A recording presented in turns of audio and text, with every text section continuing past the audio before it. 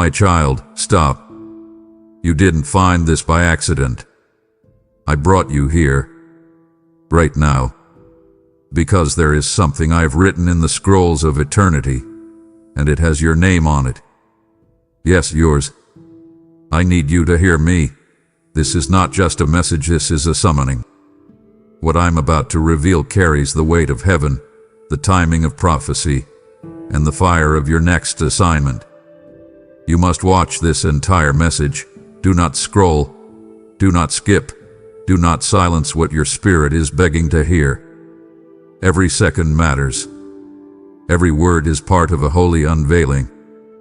If you stop halfway, you'll miss the part that breaks the chains. If you quit early, you'll miss the confirmation your soul has been crying out for. So listen now, because what I wrote cannot wait any longer. And it begins right here. My beloved child, there are pages in heaven's archive that bear your name, and I want you to know, with no uncertainty, that not a single breath you took in pain went undocumented. When you wept into the dark, thinking your cries disappeared into silence, I was leaning in, my ear pressed close to the fragile space between your broken heart and your trembling hope. I didn't just hear you, I felt you. Every ache, every weary sigh, every time you stood when everything inside you wanted to collapse, I recorded it. Not with ink, but with glory. With the eternal brushstrokes of divine attention. You assumed that no one noticed you carrying weight that nearly crushed your soul. But I noticed. I noticed when you chose gentleness over retaliation. I noticed when you offered kindness while your own heart was bleeding. And in those moments, when the world moved on and others were celebrated, I stood still and wrote. I wrote your name across victory scrolls, not because of what others saw, but because of what I saw. What heaven saw. I want you to grasp this truth with both hands. You were never invisible to me. There are whispers in heaven that only angels understand, holy murmurs that ripple across realms with reverence. And do you know what they're whispering now? Your name. Yes, child, your name. They speak it not with pity, not with confusion, but with awe. Because you did not merely exist through the storm. You endured with your eyes still searching for me. The posture, that refusal to let go, even when your hands were shaking, has released a fragrance in heaven unlike any other. The kind of aroma that only comes from crushed faith mixed with surrender. And so I gathered that fragrance, I stored your cries, I documented your endurance. And now, I declare this to you plainly. Your name is echoing through eternity. Not as a footnote, not as an afterthought, but as a declaration of divine intimacy. While others scroll past and forget, I pause and remember. And I don't just remember what happened to you. I remember who you chose to be through it all. That's why heaven is whispering. That's why this message found you today. Not to flatter you, but to remind you that your name has already reached the only place that matters, my heart.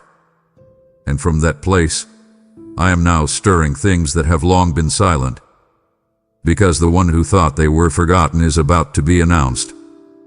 My beloved, pause for a breath, not because you're tired, but because the truth I'm about to unveil must enter through stillness, not noise.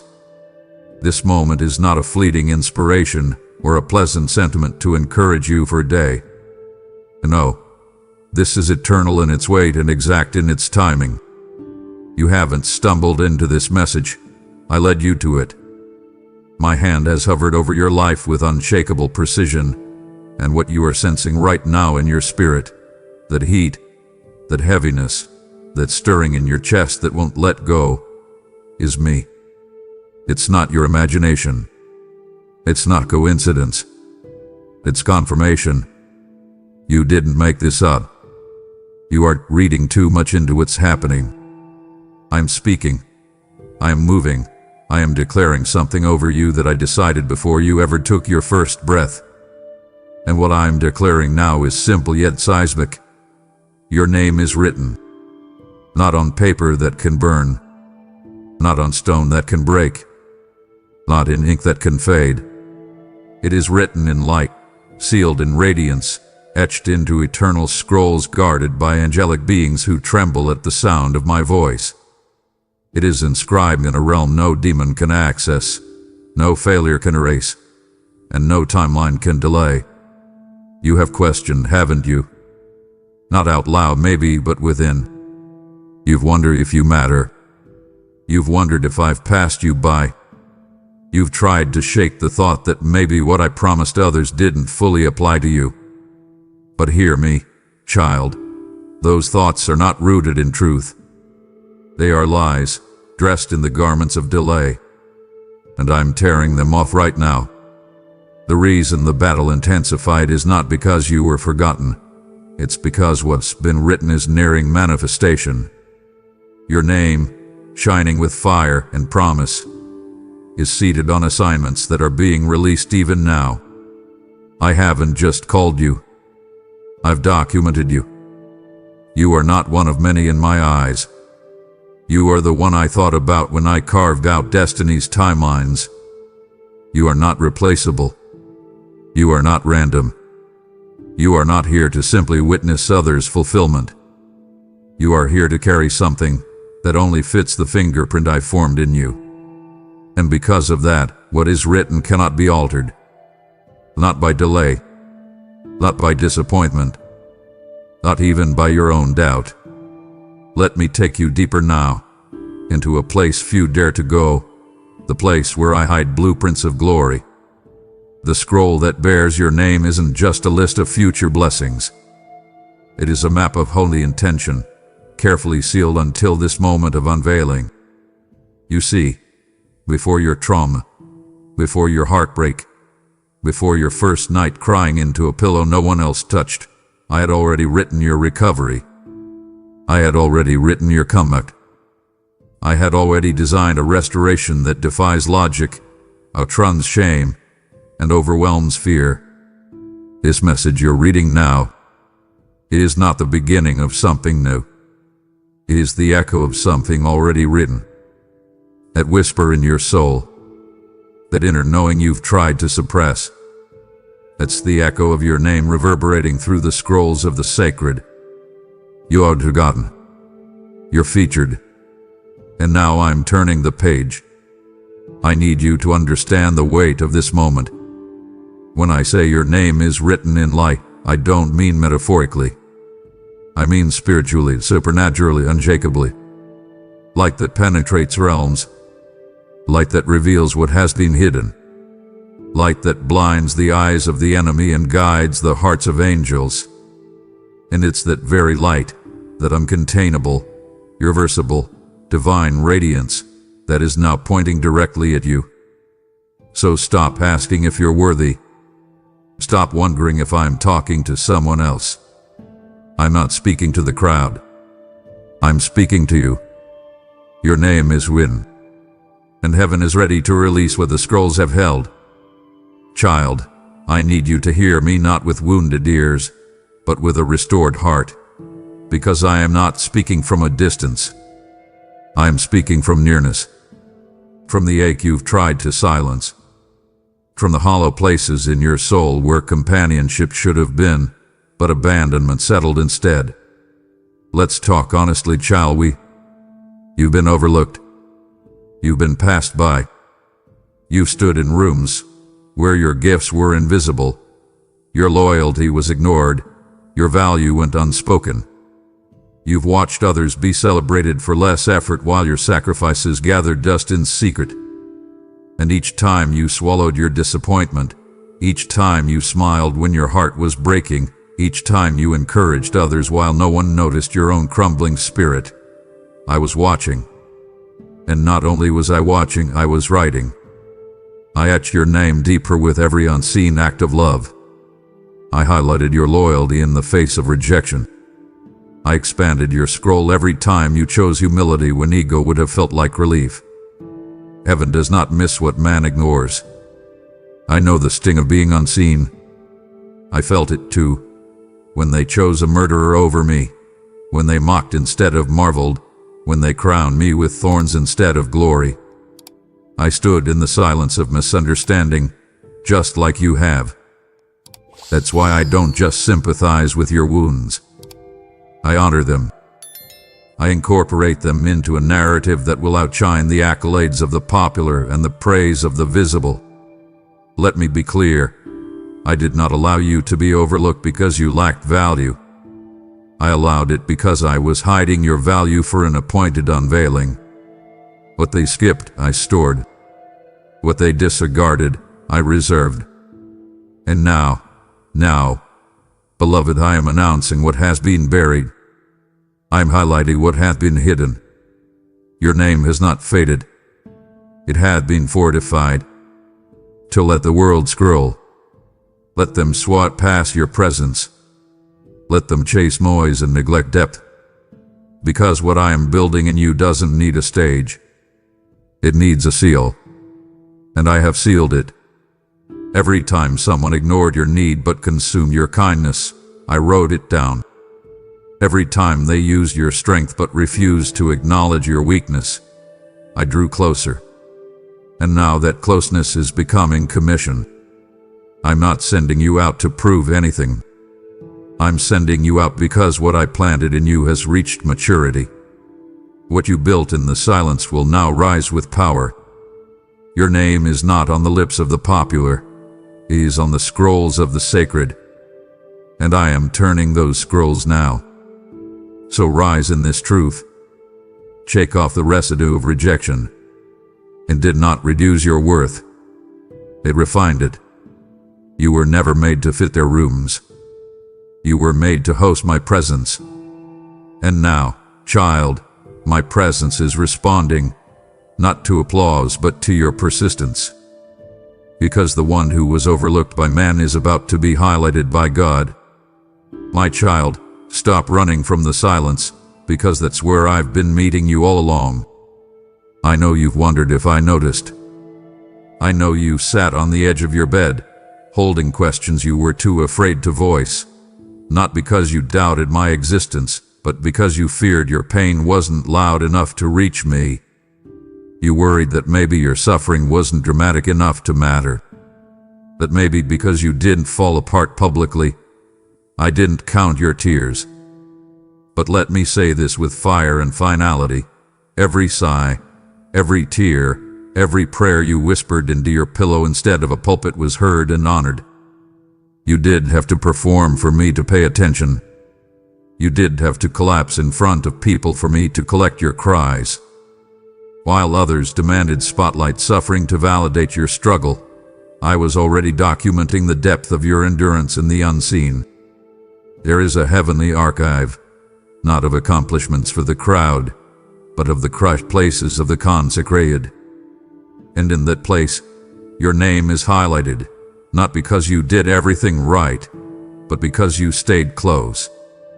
You stayed when you wanted to run. You prayed when words failed you. You reached for me when the dark tried to smother you. And I recorded it all, not with disinterest, but with delight. Your story isn't just known in heaven, it's treasured.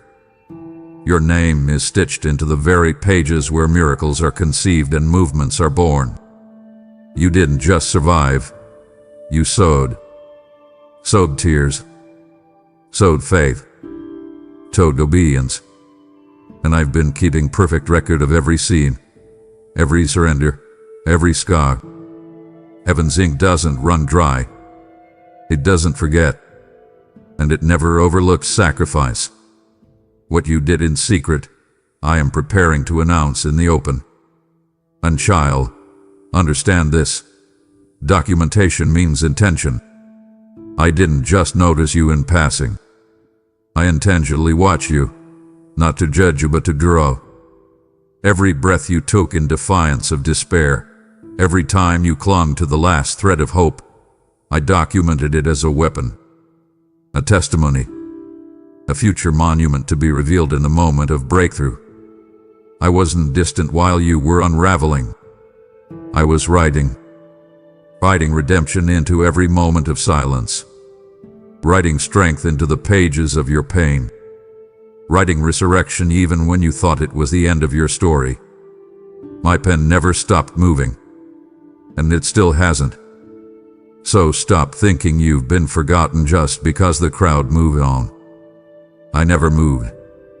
While others rushed ahead, I was behind you, writing restoration, describing increase, detailing deliverance. And now, my beloved, I'm flipping the page. Not to end your story, but to start the part where everything I wrote in silence becomes your evidence. You thought you were losing, but you were being recorded. And now, what was written is about to be revealed. Not just as a word, but as weight, as wonder, and as witness. My child, come closer, closer than comfort, closer than clarity. I need you to hear me with the depth of your soul, not the weariness of your wounds. Because you've carried things in silence that would have crushed stronger shoulders. You've walked through fire, through shadows, through seasons so heavy you could hardly breathe. And still, you chose love. Still, you chose kindness. Still, you chose me. And while the world clapped for louder victories, I was kneeling beside your quiet decisions.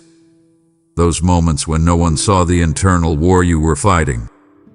Those split seconds when rage could have erupted from your pain, but you chose gentleness instead. I was there, watching, witnessing, weeping, and yes, noticing. Because what others miss, I marked. You see, I'm not moved by applause. I'm moved by alignment. And in those moments when you bled internally but still extended grace, heaven stood still. Child, do you understand? The angels paused. The scrolls opened. And I wrote your name beside words like mercy, forgiveness, long-suffering. The weight you carried wasn't wasted. It was weighing something in the spirit. Every time you chose light over bitterness, you were tipping scales in heavenly places. You were shifting atmospheres. You were confounding the enemy. You were being measured for something more than survival. You were being shaped for something holy. And now, I'm drawing back the veil. Because you need to know, truly know, that nothing you chose in pain was missed. Every time you loved without being loved back. Every time you gave when no one returned the gesture. Every time you fought the urge to curse the darkness and instead lit one small flicker of hope, I recorded it as worship. The kind of worship that turns chains into keys. The kind of obedience that alters generations. And now, I'm placing a crown on what looked like crying. You carried that weight not just to survive it, but to reveal me through it. And you did. Oh child, you did. So don't diminish what you endured. Don't downplay the depth of what you carried. You didn't just hold on. You held back the forces of bitterness, rage, and despair, and you did it in my name. And now watch what I do in yours. For every act of hidden kindness, I'm releasing open favor. For every silent battle, I'm commanding loud victory. For every unnoticed sacrifice, I'm unleashing undeniable recompense. You didn't choose retaliation. You chose resurrection. And now, I'm raising everything that was buried under the weight you carried. Because I noticed. And now everyone will. Beloved, let's be honest. You felt the sting of being forgotten. You've watched others be celebrated for moments while your consistency went unseen for years. You smiled through their highlight reels while sitting in your own hidden valley. You questioned why your name kept being left out of the invitation, why your efforts seemed invisible, why your presence was tolerated but not treasured. I know that ache. I felt every unspoken grief that settled behind your smile. What they forgot, I featured. What they dismissed, I documented. while others overlooked, underestimated, or outright ignored the weight of your waiting. I was in heaven, spotlighting you in silence, highlighting your name with the ink of eternity. Your file was never buried beneath the dust of delay. It was marked urgent, divine, set apart. In the realm of men, delay looks like denial. But in my kingdom, delay is divine choreography. I don't lose track of names. I don't misplace destinies.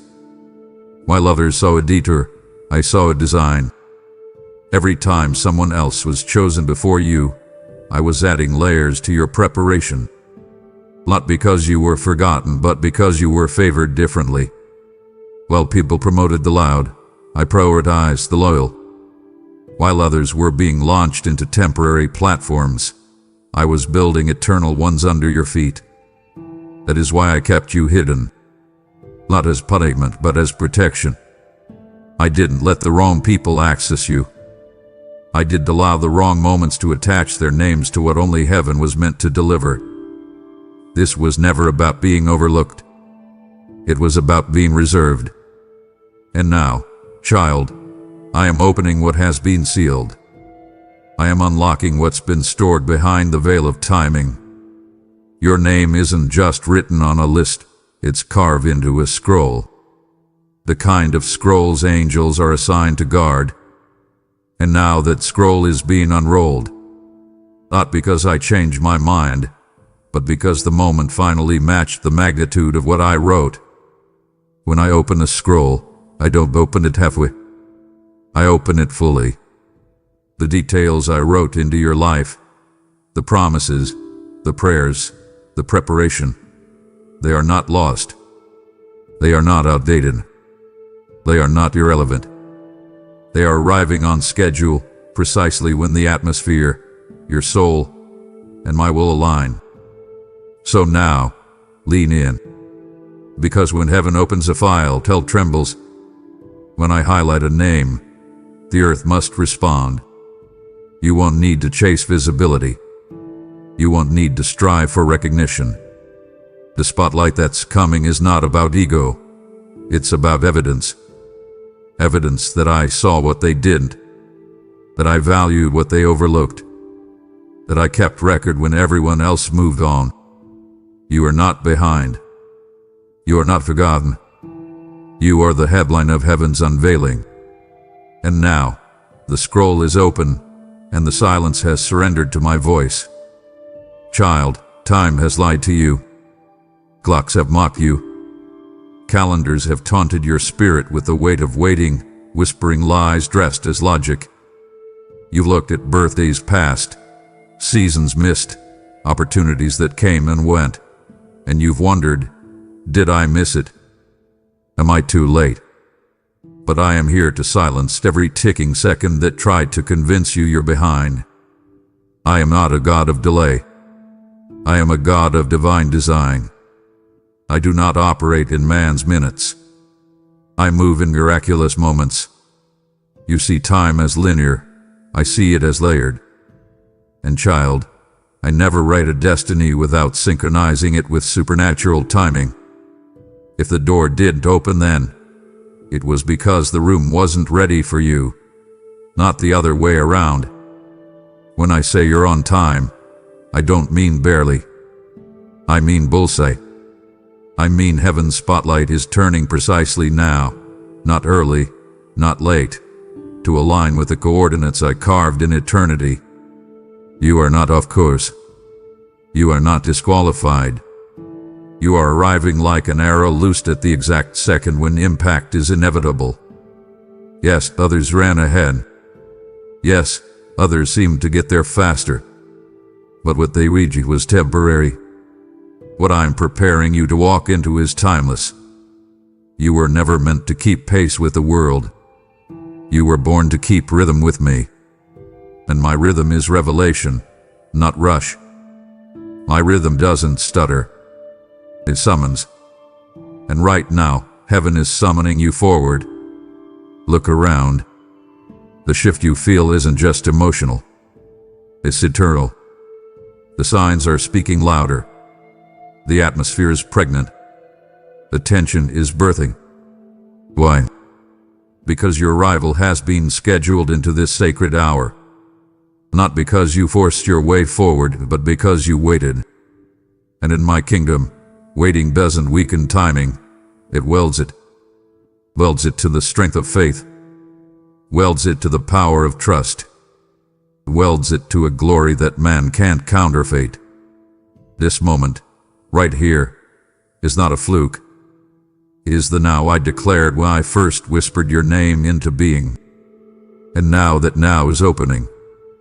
Not gently, not softly, but with a roar of holy precision. No more morning of time.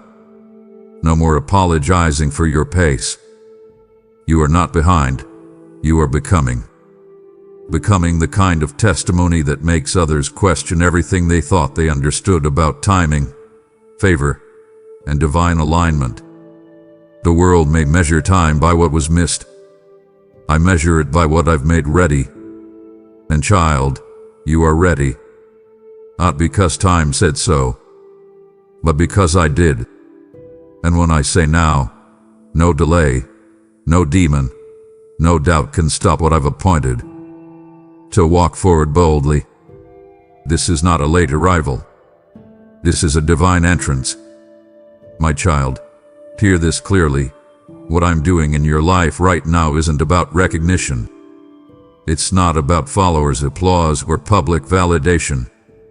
What I am releasing is revelation, the kind that cannot be faked, fabricated, or found outside of my presence. You've longed to be seen, and I understand why. The human heart aches for confirmation. But while the world gives attention, I give authority. And there is a vast difference. What I'm birthing in you does not require a spotlight. It requires glory. And child, your name is already written inside it. Not next to it. Not beneath it. Inside it. Engraved in golden light, hidden within the folds of my majesty, protected by the purity of my presence. You've wondered why the doors others walked through didn't open for you. Why their platforms appeared while your prayers went unanswered. And here is the truth that will shake the silence surrounding you. I wasn't setting you up for popularity. I was setting you apart for power. There are platforms that come from performance, and then there are places that can only be accessed through presence. You chose presence, and the choice cost you. It cost you opportunities, relationships, timing, Omedo. But I tell you now, it secured something far greater. The fire you've walked through has forged a revelation that can't be bought, can't be stolen, and can't be explained by human logic. This is not the season of shallow recognition. This is the moment of sacred unveiling. You see, glory doesn't shout. It settles. It doesn't seek attention. It commands it without asking. And the glory that is resting on your name now is not a result of striving. It is the fruit of surrender. Others chased affirmation. You chased me. Others asked for a platform. You asked for my presence. And because of that, you are not just being recognized, you are being revealed. The hidden parts of you that I've been cultivating in the secret place are about to shine with a light that isn't man-made. It's not artificial. It's authentic. Not celebrity, but consecration. Not likes, but legacy. So do not diminish what's coming by comparing it to what has been celebrated. You are not stepping into recognition. You are stepping into revelation. And revelation does not require permission. It does not knock. It breaks open. It interrupts timelines. It writes atmospheres. It shakes foundations. And it is about to erupt through your life like a tidal wave of holy fire. So let them overlook you. Let them doubt you. Let them forget your name. Because the one who formed you, forged you, and filled you has written your name inside my glory. And glory doesn't fade. Glory multiplies. Let me speak directly into the lie that's been tormenting your thoughts. The silence did not mean I changed my mind. It did not mean you were disqualified. It did not mean you were forgotten, replaced, or cast aside. The silence was not absence. It was atmosphere. It was me setting the stage. It was heaven holding its breath. You assumed that because the heavens seemed still, something must have gone wrong. But child, hear me. Stillness is not stagnation. Silence is not punishment. It is preparation. I don't make announcements in chaos. I prepare them in quiet. And what looked like a void was really the volume of heaven gathering behind a sealed door, waiting for this moment. The moment I declare, your name is on this. Yes, your name is on what's about to unfold. Not figuratively, not metaphorically, but literally, divinely, eternally. Written in letters of fire, signed with my breath, sealed with blood that still speaks louder than any accusation. I didn't delay the announcement because I forgot. I delayed it because what I'm about to release through you required maturity, gravity, and capacity. What I've written for you is too weighty to be carried on premature shoulders. I didn't want to give you something you'd have to survive. I wanted to give you something you'd be able to sustain. And that's why I let the silence stretch. Because in the stretching, your spiritual lungs expanded. Your discernment sharpened. Your endurance was no longer circumstantial. It became covenantal. Let the enemy be confused. Let doubt be dismantled. Let every voice that whispered maybe it's not going to happen now fall silent beneath the weight of this declaration. I never forgot your name. I was waiting for the hour I could see it in power, and that hour is now. Your name has been announced in the chambers of glory, and the echo of that name is shifting the natural. Things that were locked are starting to tremble. Timelines are beginning to bend. People are suddenly being stirred to remember you. Places you didn't even know were being prepared for you are now aligning. Why? Because the announcement has begun, and that announcement bears your name, etched in eternity, wrapped in authority, and charged with fulfillment. So come out of agreement with delay. Come out of agreement with the lie of disqualification. The silence wasn't a sign you were denied. It was a sign the announcement needed more weight. And now, child, that weight has arrived. The weight of glory. The weight of breakthrough. The weight of answered prayers wrapped in divine timing.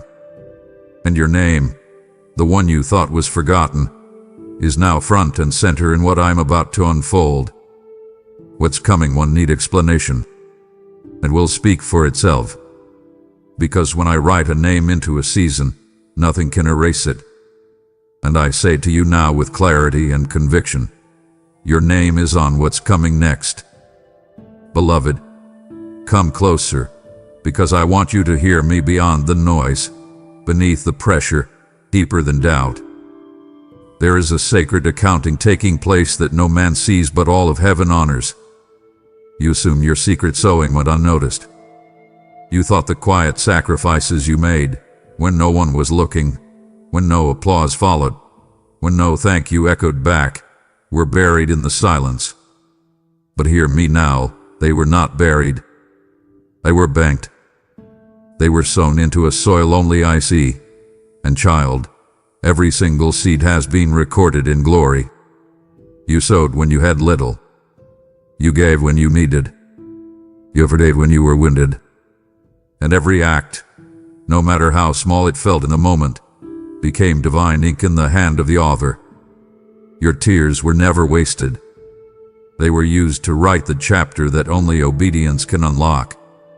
You see, I don't write names based on performances, I engrave them based on perseverance. And oh, how you have persevered. Through fatigue, through betrayal, through disappointment. Even in the absence of reward, you kept showing up. You showed up to love when it cost you. You showed up to pray when you felt dry. You showed up in faith when nothing around you validated the effort. And each time I took note, not like a supervisor tracking results, but like a father memorizing every detail of a child's devotion. Every tear didn't just fall, it fell into my hands, and I mixed those tears with oil, and I used that oil to write your name into places your feet haven't yet touched. You thought your prayers were floating into empty skies. But child, I was gathering them like treasure and placing them like stepping stones before your destiny. Let me reveal something now that the silence has served its purpose. While others sowed for attention, you sowed in intention. While others gave for reward, you gave from revelation. And that's why the field I've prepared for you doesn't look like theirs. Your field doesn't grow surface-level fruit. Your harvest isn't fast, but it is fire-tested. What I'm about to release into your life has been watered by weeping, fertilized by faith, and aligned by angels. And when it comes, it will come in waves, not trickles. It will not just bless you, it will elevate you. Elevate your name in rooms you never applied to. Elevate your voice in spaces where you were once silenced. Elevate your purpose until it overshadows the pain it cost to carry it. So do not regret the quiet places. Do not resent the sowing seasons. What you gave in secret is being rewarded in sight. And not because I owed it to you, but because I promised to honor those who choose me over visibility. The ground you thought was barren was pregnant. And now, beloved, the contractions of breakthrough have begun. Not because you strived, but because you sowed. Your name is not only remembered, it's respected in the heavens. And now it's about to be revealed in the earth. Child, pause for this, because what I am about to say will release you from a burden you've been carrying far too long. You do not need to convince anyone I am more. You don't have to explain your value. You don't have to justify your assignment. You don't have to beg people to believe in the oil I've placed upon your life. The records of heaven are already in alignment. Your name has been stamped with my seal. Your process has been witnessed by the courts of glory. And now the decision has been made. I am about to release what no man can stop, block, edit, or dilute. I know how exhausting it's been, trying to prove you were called while being questioned at every turn. I saw how your heart broke when those closest to you couldn't see what I was building in secret. How your voice trembled when you tried to describe what I placed inside you, only to be met with skepticism, silence, or shallow affirmations. But child, you are not crazy. You are called. And now you don't have to explain it anymore. Because what I'm doing next won't require defense. It will be demonstration. The kind that silences opinions, quiets critics, and causes even your enemies to say, "This could only be God." Let me take you deeper. The court of heaven never needed man's consent. When I made covenant with you, it wasn't open for debate. I didn't consult the crown. I didn't form a committee. I spoke your name in the council of the divine, and angels stood at attention. I authorized your path before your pain began. I assigned your anointing before your first mistake. And while others have tried to measure your worth based on their limited sight, I have seen your whole journey, from wilderness to worship, from weeping to warfare, from barely surviving to fully surrendering. I saw it all. And I didn't just see it, I documented it. And that documentation is now being activated. The seal is breaking. The scroll is opening. And what I wrote in private is about to speak in public. So child, lift your head. Take your hands off the need to be understood. You're not walking into this next chapter with the permission of people. You're walking in with the proof of my presence. No one can take credit for this. No one can block it. No one can edit what I've stamped with my blood. Heaven's record is higher than man's opinion. And the record says this: approved, anointed, appointed, sent. You don't have to prove anything anymore. Now, I will do the proving for you. And when I do, it will not be quiet. It will not be small. It will not be missed. Child, come closer. Let me speak directly to the wound the enemy keeps pressing. The one labeled regret. The one labeled disqualified. You've replayed your mistakes in your mind like a haunting melody. You've let shame whisper its false gospel, convincing you that the wrong choices you made, the missteps, the seasons of silence, somehow erased your place. But let me make this clear, crystal clear, heaven etched and spirit sealed. I did not write your name beside your mistake. I wrote your name beside your purpose. And I never confused the two. Yes, you failed. So have all who carry breath. But your failure is not your final word. It's merely a chapter in the story I authored long before your first breath. You keep reading the pages of your past, but I've already turned them. While you circled your weakness in red, I underlined your calling in gold. I never intended for your mistake to be the measure of your identity. I used it as the backdrop against which grace would shine even brighter. Don't you see? The very place you thought would disqualify you has now become the platform from which I'm about to reveal my power through you. The purpose hasn't died. It was deepening. You are not broken beyond use. You are not damaged goods. You are not the exception to redemption. The same blood that spoke "it is finished" still speaks your name in mercy. And not softly, not hesitantly, loudly, boldly, without apology. Because I see beyond your failure. I see your formation. I see who you became after the fall. I see how you didn't stay down. How you wrestled through the guilt. How you chose to worship with tear-stained cheeks and shaky hands. And that worship, not the flawless, perfect performance, is what moved heaven. It was in that worship that your name was freshly engraved beside your destiny, not your shame. And now, child, I say it with heaven's full authority, that purpose is unlocking. Doors you thought were sealed due to your mistakes are beginning to swing open. Not because you deserve it, but because I already decided it. I don't work on the merit of perfection. I work through surrendered imperfection. And yours has become a vessel of fire, not of failure. So rise, not in pride, but in position. You were never meant to stay bowed beneath shame. You were always meant to rise and walk in purpose restored. This is not a restart. This is a release. And the release comes not in spite of your history, but through it. Because I didn't write your name beside your mistake. I wrote it beside your mission. And that mission begins now. And now, as I seal this moment into your spirit, hear me. You are not the only one whose name I long to call. There are others waiting in the shadows, aching for a word, searching for light. When you give, you are sowing oil into empty lamps, igniting fires that will burn through generations. Just as I said in Isaiah 55:11, my word shall not return void, and through you it shall run swiftly. If it is in your heart to carry this message forward, then this is my invitation. Partner with me. Your seed is not a donation. It is a declaration. It declares, the word of God will not be silenced.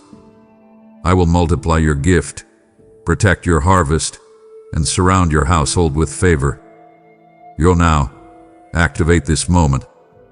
Use the super thanks, membership, with a link in the description. So where my voice has just met you. Child, take a breath, not just into your lungs, but deep into your soul. I need you to feel what I'm about to say, not just hear it. Your name has survived storms, not gentle rains, not mild delays. I'm talking about raging storms. Storms that threaten to drown your identity, your sanity, your very will to live. I saw it. I saw the nights the tempest tore through your confidence. I saw the days you walked in a fog of grief so thick, even your prayers sounded muffled. And yet, through all of it, you did not give up. You may have staggered, but you didn't surrender. You may have whispered, but you didn't walk away. And for that, child, your name now carries weight. You don't realize it yet, but every time you stayed faithful when it was easier to flee, you added volume to your name in the realm of the spirit. Every yes when you had every reason to say no. Every forgiveness offered through clenched fists and broken hearts. Every act of mercy that defied betrayal. Every time you said, Lord, I trust you, even as everything was crumbling beneath your feet. It was forming substance.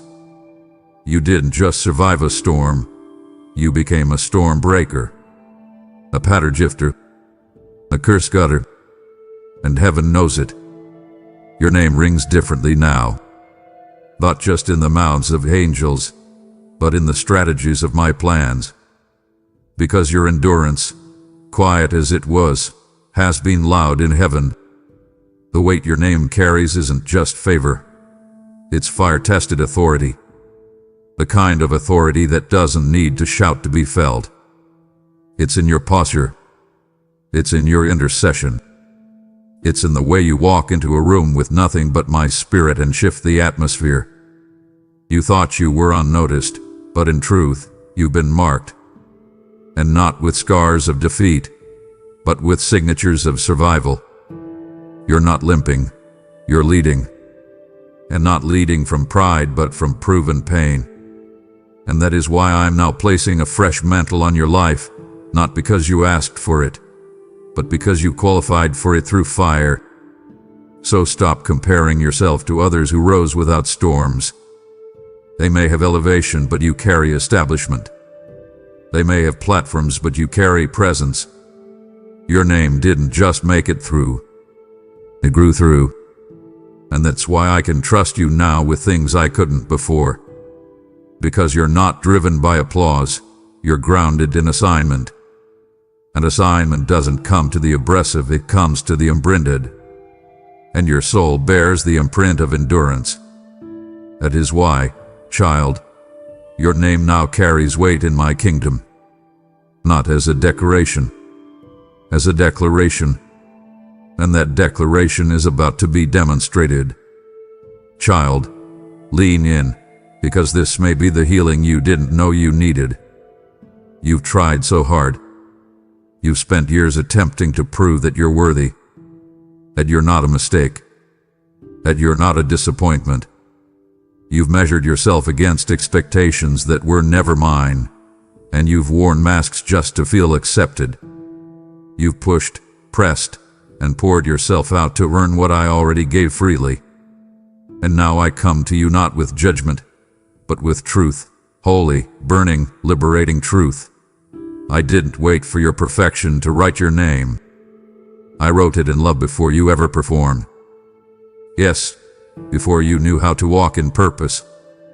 Before you understood my voice.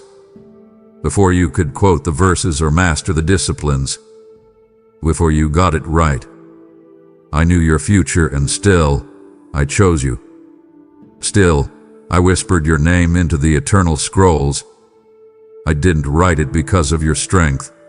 I wrote it knowing your weakness, knowing your questions, knowing your wandering, knowing you'd fall, and still, I sealed your name in light. Because, child, my love has never been a reward for achievement. It's always been a revelation of identity. You've never had to become someone for me to want you. I've always wanted you. Let me peel back the shame that's wrapped itself around your soul. That lie that says, if I had done better, maybe God would have moved sooner. If I had believed harder, maybe this delay wouldn't exist. No, that is not my voice. My love is not built on your performance. My favor is not activated by your perfection. I don't bless you because you earned it. I bless you because I promised. And that promise wasn't given to a future version of you.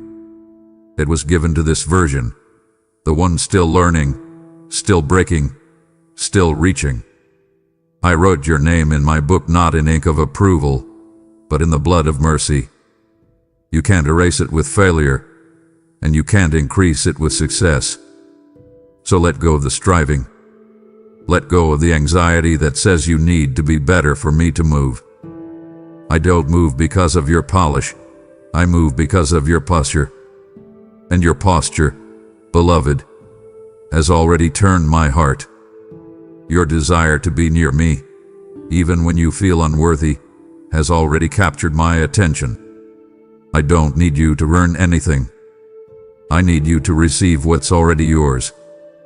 Your name is written, not conditionally, not temporarily, but eternally. And I'm not rewriting it based on your performance. I'm reaffirming it based on my love. And that love, it is relentless, it is unshakable, and it is ready to release everything that's been waiting for your rest, not your effort. Child, you need to know, really know, that your name is not just a label. It's a sound, a divine vibration in the spirit realm, a frequency that echoes through dimensions, carrying with it authority, testimony, and calling. When I formed you, I didn't just write your name. I spoke it.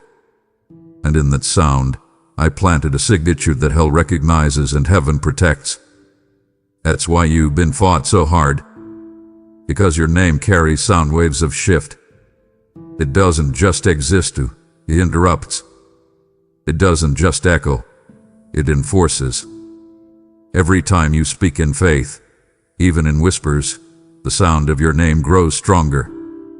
When you pray through the pain, when you worship through the warfare, when you declare truth even with trembling lips, the sound of your name grows louder. Not in volume, but in weight. It builds spiritual mass. It begins to take shape in the unseen. It commands attention. That's why darkness has tried to mute you. That's why your voice has been attacked. That's why discouragement keeps trying to muffle your calling. Because hell knows, when your name reaches full frequency, atmospheres must shift. Let me show you what's happening now. Your sound is being amplified, not by technology, not by talent, but by time, trust, and testing. What I've built in you, through delay, through rejection, through seasons of silence, has forged a name that doesn't just survive in the spirit. It commands. Angels know it. They've been assigned to it. Demons tremble at it, not because of who you are, but because of who you carry. The weight of my glory is now wrapping around your name, child. And that name is beginning to resonate. Not just in your home, not just in your city, but across dimensions. So don't back down. Don't go quiet now. I'm raising the volume of your purpose. I'm fine-tuning the sound of your surrender. And what was once just a whisper in the dark is about to become a soundtrack to someone else's deliverance. This isn't noise. This is naming. This is me speaking again what I already wrote before the foundations of the world. This one is mine. And when they speak, I move. So speak, child. Declare. Pray. Prophecy. Because your name isn't just written, it's roaring. And nothing, not hell, not history, not hesitation, can stop the sound of what I've placed on your life. Child, let me settle this once and for all. You are not some random result of circumstance. You are not here by coincidence, by chance, or by accident.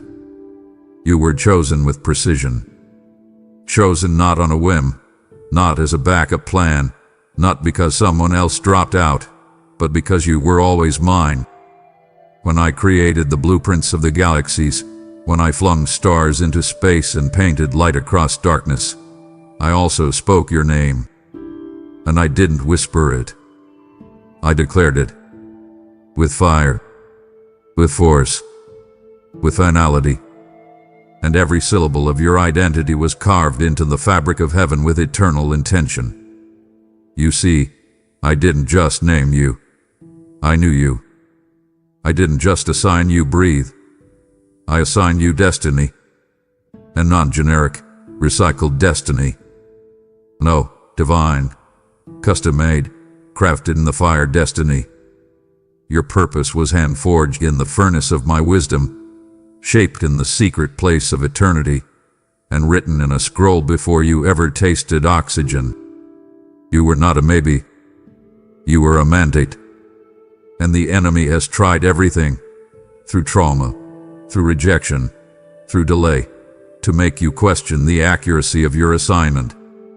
But I come now to confront every lie that told you your life was unremarkable, your future unpredictable, your purpose unrecognizable. I carved your name with purpose. I sealed it with fire. And what I've sealed, no man can unwrite. That's why you've always felt different. That's why you've never quite fit the molds others tried to pour you into. It's because you weren't made to blend. You were made to burn. You were never built to conform. You were designed to carry combustion. You've been marked by purpose so specific, so sacred, that even in your wilderness seasons, I was watching over the flame. Even when you doubted, the fire I sealed you with never went out. It may have flickered, it may have dimmed, but it never died. And now, that flame is being fanned. The winds of my spirit are blowing across your soul again, not to destroy you, but to ignite what has always been within you.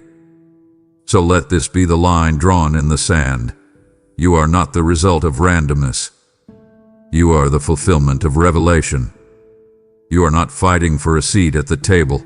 I built the table with your name already engraved on the chair. And now, beloved, I am calling you to rise into it.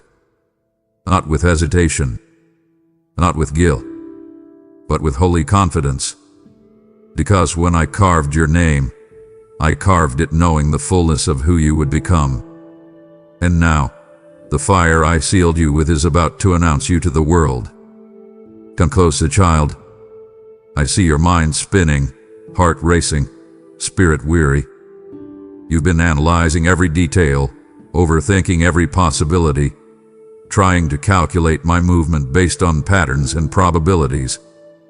You've asked me when, Lord. How will it happen? What must I do to make it work? But I need you to understand, this next move is not mathematical. It's miraculous. It's not rooted in formulas or logic. It's rooted in favor, and that favor is attached to your name.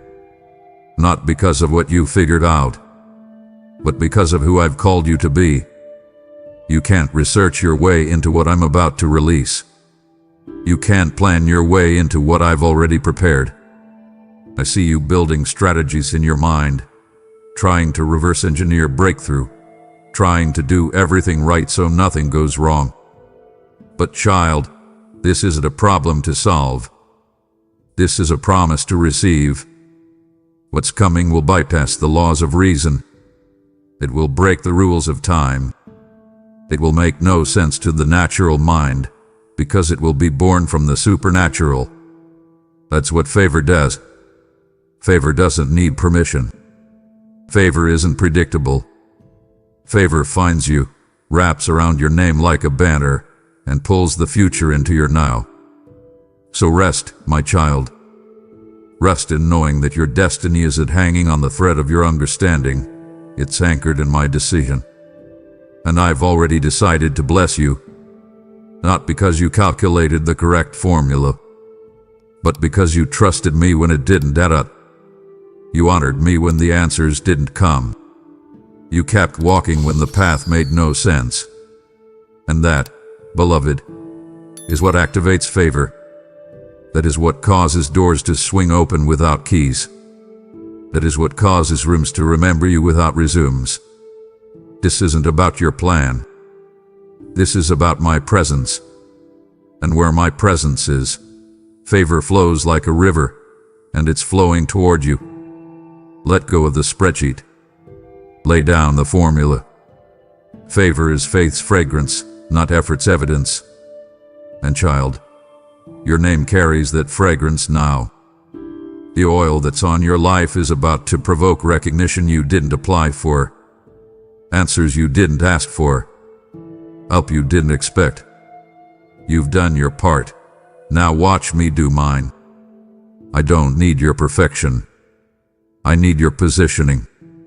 And you're in position now. Watch what favor does. Watch what I do with a name that carries my mark. Watch how quickly things shift when heaven says, now. This isn't a formula. This is favor, and it's coming with your name written all over it. Beloved, pause with me for a moment, not just with your body, but with your spirit. Let me settle the unrest you've carried, the tension that's pressed into your chest like a weight you cannot shake. You've grown weary trying to open doors that seem sealed shut. You've knocked. You waited. You've prayed. And still, nothing moved. It felt like silence stood guard behind every opportunity. Rejection became familiar. Delay became normal. And deep down, the question echoed, Lord, did you forget me? But hear me now, with the thunder of truth and the tenderness of love. I did not forget you. I was preparing rooms with your name already etched on the door. Yes, rooms. Not random opportunities, not recycled assignments, but custom-designed spaces that were always intended for you. These rooms are not built by man's effort. They are constructed in the unseen, in the sacred chambers of my will. I have gone before you, not to observe, but to orchestrate. I've sent my angels ahead of you, not just to guard, but to govern the gates of favor. And the doors they are unlocking won't require your credentials, only your obedience. What I'm about to do is not about networking. It's about naming. And the name I'm using to open these next doors is yours. You spent seasons trying to qualify yourself for rooms that weren't built to hold the weight of your anointing. And I had to let them reject you, not because you were unworthy, but because they were too small. You have what you thought you were way too own. And now I am preparing room. Room for your gift to expand without compromise. Room for your voice to carry without censorship. Room for your heart to heal even as you lead. Room for your mantle to rest without mockery. I am not sending you where you are merely tolerated. I am sending you where you have been chosen. And the name on the door, it has always been yours. So release the striving. Let go of the trying to be seen. You don't need to pound on doors that require blood, sweat, and burnout. The doors I open don't demand your exhaustion. They respond to my authority. And now, that authority is moving on your behalf. Angels are walking into rooms right now with scrolls that carry your name. They are unlocking timelines. They are stirring hearts. They are softening the very people who once said no, preparing them to welcome you with a yes they can't even explain. This is not karma. This is not coincidence. This is kingdom. And kingdom doors do not require you to beg. They require you to belong. And beloved, you belong. Not because you clawed your way in, But because you were called in, you are not crashing the party. You are fulfilling prophecy. Your name is not scribbled in pencil. It is engraved in glory. And that engraving is now being read aloud in places you never imagined. So be still. Be ready. And be bold. The doors are opening. And this time, you won't have to knock, because I've already gone ahead of you. Child, come into this moment with open hands and a receptive heart. Because what I am about to reveal is not just a comfort. It is a confirmation. You've been sensing something, haven't you? A holy stirring. A spiritual pressure that almost feels like expectation rising from the deep. That's because you are nearing the inheritance. The one I set aside not just for anyone, but specifically for you. This is not a shared prize. This is not leftover blessing. This is reserved glory. And your name is written on it, untouched, unspoiled, waiting for the fullness of time. You thought you missed it. That may be too many wrong turns, too many years wasted, too many almosts and not yet meant it passed you by. But I say to you now, your inheritance didn't move. It waited. Because I don't release what is holy until what is holy in you is ready to carry it. And beloved, you are ready now. You've been tried. You've been tested. You've been refined through fire and silence. And now, what was reserved is being released. This isn't a trickle. It's a transfer. Not a portion, but full possession. The vault is opening. The seal is breaking. And what you thought was delayed is being delivered. Let me tell you about this inheritance. It's not just finances, though provision will flow. It's not just opportunities, though doors will open. It's not just influence, though your voice will rise. This inheritance is multidimensional and touches every realm: spiritual, emotional, relational, generational. It includes peace that passes understanding, joy that returns with vengeance, restoration in places you buried hope, favor that rewrites your story in rooms you never entered, legacy that will outlive your lifetime. This is not a reward. This is a right. And you are walking into it not as a visitor, but as a rightful heir. So stand up in your spirit. Cast off the garments of unworthiness. I didn't reserve this for the future version of you. I reserved it for you. The real you. The bruised you. The broken yet believing you. And now, as heaven opens the inheritance, the earth will respond. What you sowed in tears will return in power. What you believed in the dark will shine in the light. The scroll is being read. The seal is being removed. And my voice is proclaiming across the realm of the seen and unseen. This one, yes, this one, has come into possession of what was always theirs. My child, there have been voices, harsh, loud voices, that said you are not enough. There have been nights when you whispered to yourself, maybe I don't matter. When the world rejected your offering, when people misunderstood your story, you wondered if the rejection defined you. You saw your worth reflected through broken mirrors instead of my eyes. You let doubt shape your self-image. When criticisms reigned, you bent, you covered, you carried the weight of not worthy like a burden far too heavy for tender shoulders. But oh, hear me. While they questioned your worth, I was busy inscribing it. I was writing your value in letters of glory and fire. While they judged your edges, I embraced your essence. When they saw failure, I saw faith. When they saw brokenness, I saw beauty. The pages were being written even when your hands shook. Do you remember the nights of tears? The mornings when the sun rose but hope seemed stillborn. You thought that absence meant abandonment. You thought silence meant no promise. Yet in those darkest hours, I underlined your purpose. I emphasized it. I amplified it. I lit a candle in your spirit, even when everything around you seemed smothered in darkness. Because here is truth. Your purpose is not an afterthought. It's not a plan B. It's my proclamation. I formed you for something unique. I gave you assignments that others cannot live. I planted seeds in your heart, seeds you could barely nourish, seeds you could barely see, but they were there. And under every doubt, under every tear, under every heartbreak, your purpose was growing underground, gathering strength, ripening for its unveiling.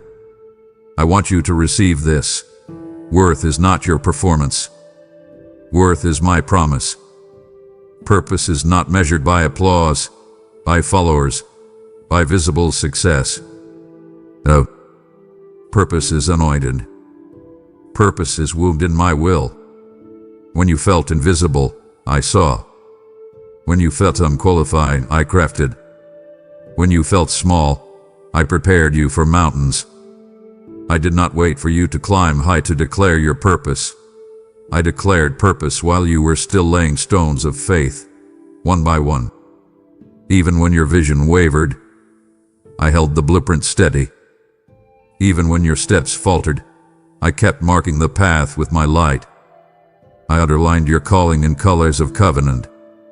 I inscribed your significance beyond condemnation, beyond shame, beyond the lies. So now, beloved, let the world's questions fall back into silence. Let every accusation lose its hold. Your name is more than rumors. Your identity is deeper than what others have said. Your purpose is louder than the voices that tried to drown you. When they questioned your worth, I inscribed it. When you questioned your purpose, I underlined it. And now I declare, what is written cannot be revoked. What is underlined cannot be ignored. What is meant cannot be postponed. The proof of my hand is all around you, waited, witnessed, ready. Rise in this truth. You are not defined by their questions. You are defined by my inscription, my underlining, my sacred design. My beloved child, you, yes you, have been mislooked at many times. Others saw your wilderness and assumed abandonment. Others saw your seasons of waiting and labeled them delay. They saw failures and felt disgust. They saw fragments of your heart, your dreams shattered, your trust cracked. And in their eyes, broken meant discarded. Delay meant disqualified. Pieces meant worthless. But I saw beyond what they saw. I saw deep work.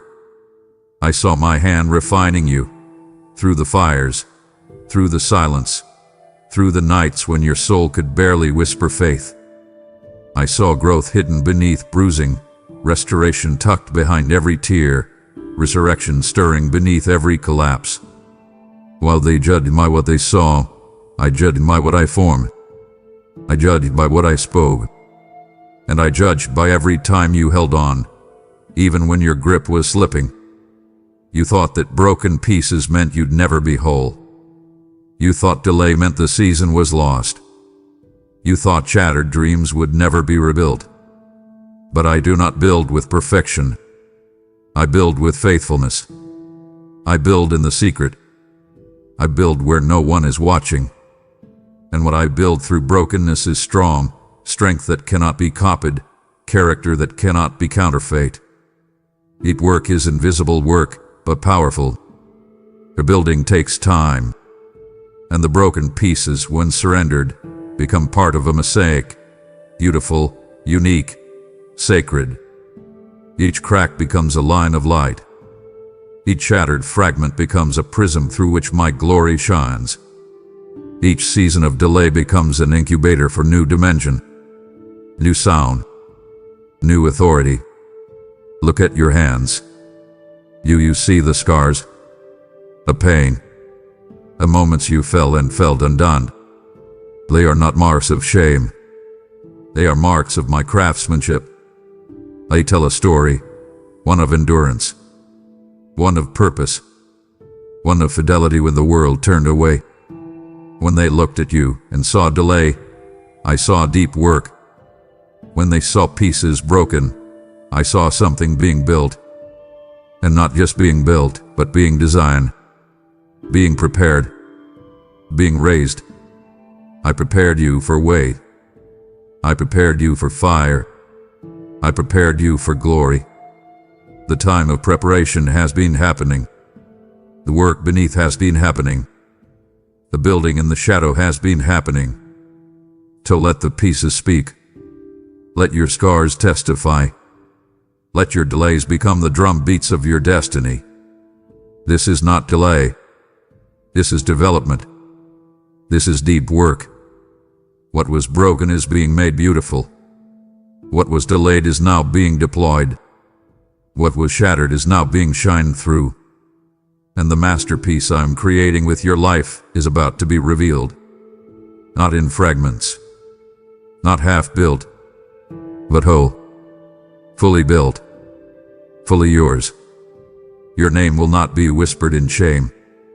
It will be proclaimed in power. Because when I build eternally. And you, beloved, are my eternal work. Child, I know there were moments you mistook my quietness for distance. I know how heavy it felt when the answers didn't come, when the nights bled into days and the heavens seemed unresponsive. You wept into your pillow, feeling like your prayers bounced back as echoes. You searched the skies for signs and received none. And in that silence, you began to ask dangerous questions. Is God even listening? Did I miss him? Did I fail too deeply for him to respond? But today I bring clarity that will shake the foundations of your weariness. I was never silent because I was absent. I was silent because I was scripting. You see, silence is not my withdrawal. It is often my workshop. It is in the quiet that I carve the most sacred sentences of your story. You wanted me to speak with noise, but I was writing with nuance. I was layering depth into your calling, placing weight behind your destiny. You thought nothing was happening, but in the spirit realm, scrolls were unfolding, strategies were aligning, and angelic assignments were being written with your name at the top. When you saw delay, I saw development. When you saw nothing moving, I was moving everything, just beyond your sight. Because some things are too holy for the surface. Some things must be written in the depths, sealed in silence, and then brought forth in suddenness. Even the world misunderstands this. They say silence is a void. They say absence is abandonment. But I say silence is sovereignty. When I seem most still, I am often most strategic. Look again at the seasons when you heard nothing, and now look at who you became through them. You emerged with discernment, with authority, with resilience you didn't have before.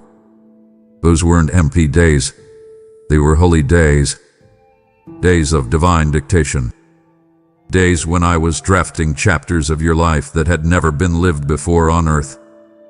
You thought I was distant, but I was closer than breath, pen in hand, etching your journey with flames of purpose. So here is my promise. What I scripted in secret is about to be revealed in sight. The story I authored while you waited is about to speak loudly. You won't just hear my voice. You will see my handwriting. Doors are about to open with paragraphs written just for you. Conversations are coming that were scripted by angels. Alignment is arriving with the ink of my timing. And when it comes, you'll look back and say, that's what the silence was for. Because, child, I was never absent. I was authoring. And now, your story is about to turn the page. You walked through the fire with me. You've heard me whisper through the silence. And now, you stand marked, not just with a word, but with a mission. I wrote your name, but I also wrote the names of others, and through your obedience, they too will hear mine. When you support this ministry, you're not just giving, you're opening scrolls for others. You're funding the sound of heaven echoing into hearts that feel forgotten. 2 Corinthians 9:8 is alive over you now, and God is able to bless you abundantly, so that in all things you will abound in every good work. Let your giving be a breakthrough. I will bless it. I will multiply it.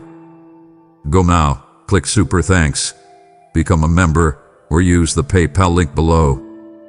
Don't just receive my word, help release it.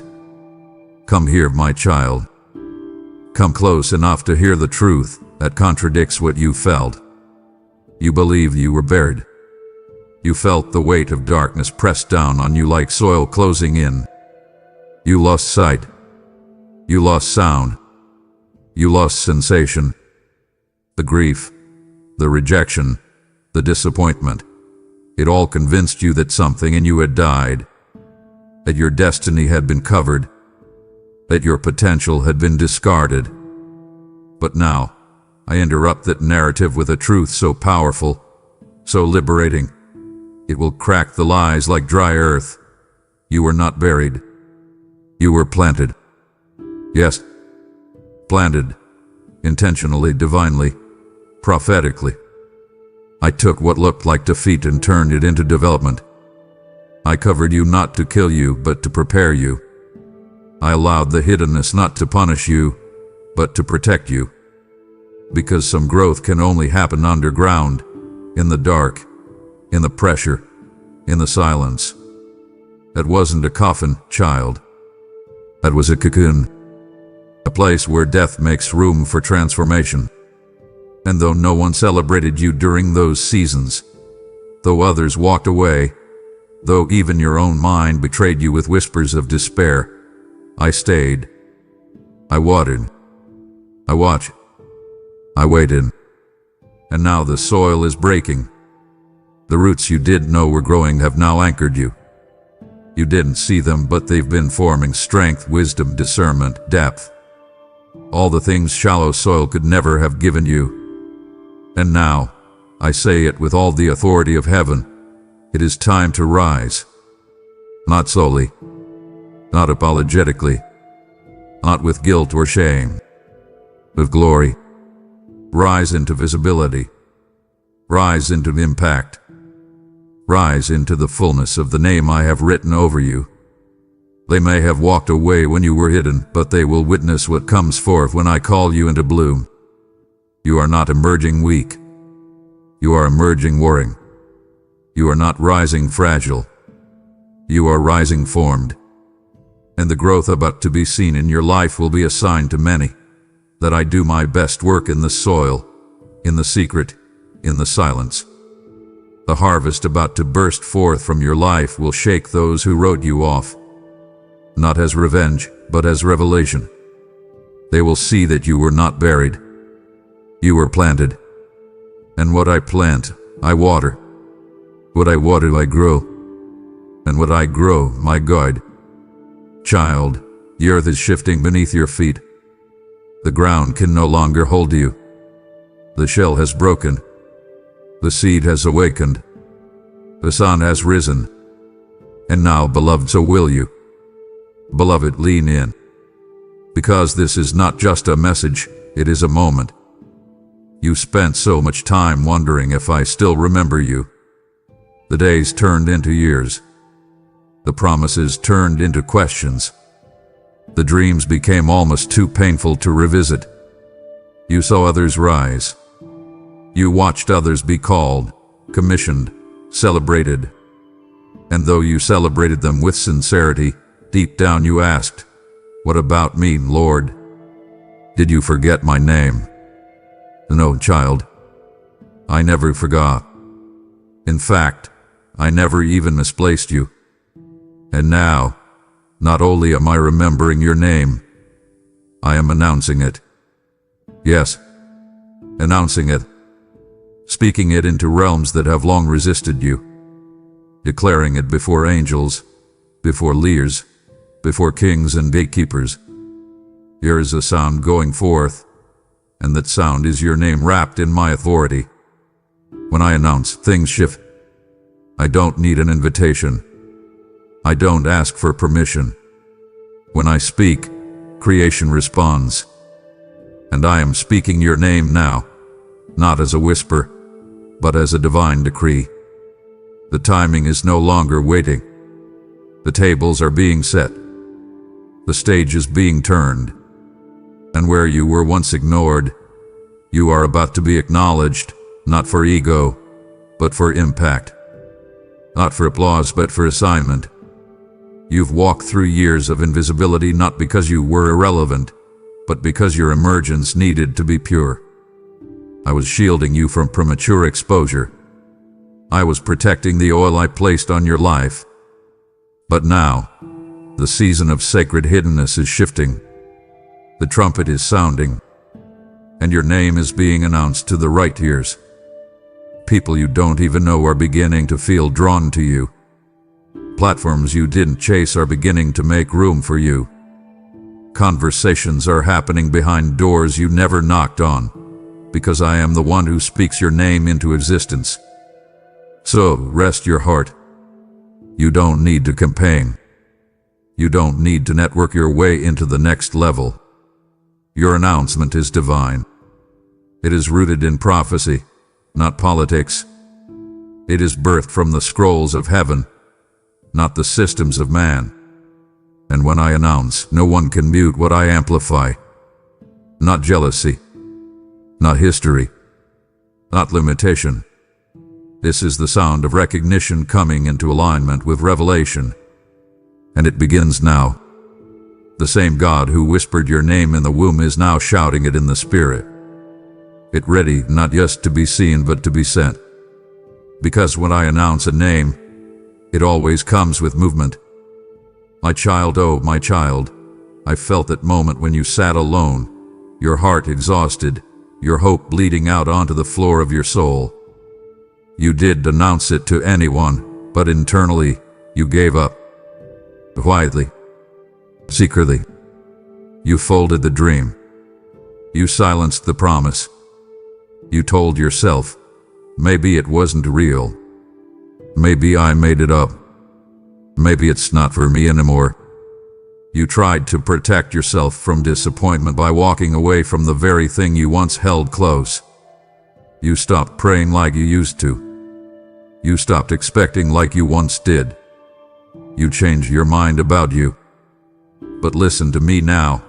With all of heaven backing this word, I have not changed my mind about you. You may have seen failure. I saw affirmation. You may have called it a delay. I called it development. You may have thought you missed it. I saw you being made ready. I am not intimidated by your questions. I'm not offended by your fatigue. I knew exactly where your faith would wobble, and still, I chose you. I knew what would break your heart, and still, I blessed you. I knew what would make you doubt, and still, I destined you. You are not disqualified because you got tired. You are not dismissed because you doubted. Your identity was never based on your perfection. It was based on my promise. Do you think your doubt was too much for me to carry? Do you believe your weariness can cancel my will? No, child. My decisions are not made in reaction to your weakness. They are made in response to my eternal love. And that love is unshakable. That love is unmoved by the storms of your humanity. When you walked away from the vision, I walked closer to you. When you closed the book, I bookmarked the last page you believe and said, we'll start again here. Because I don't throw away stories, I restore them. I don't erase callings, I reawaken them. And yours is being reawakened now. To come out from the shadows of self-doubt. Come out from the fog of shame. My mercy doesn't just forgive, it recommissions. You are not who your last mistake said you are. You are who my word says you are. And I say this to you now with holy finality. I have not changed my mind. My calling still stands. My promises are still yes and amen.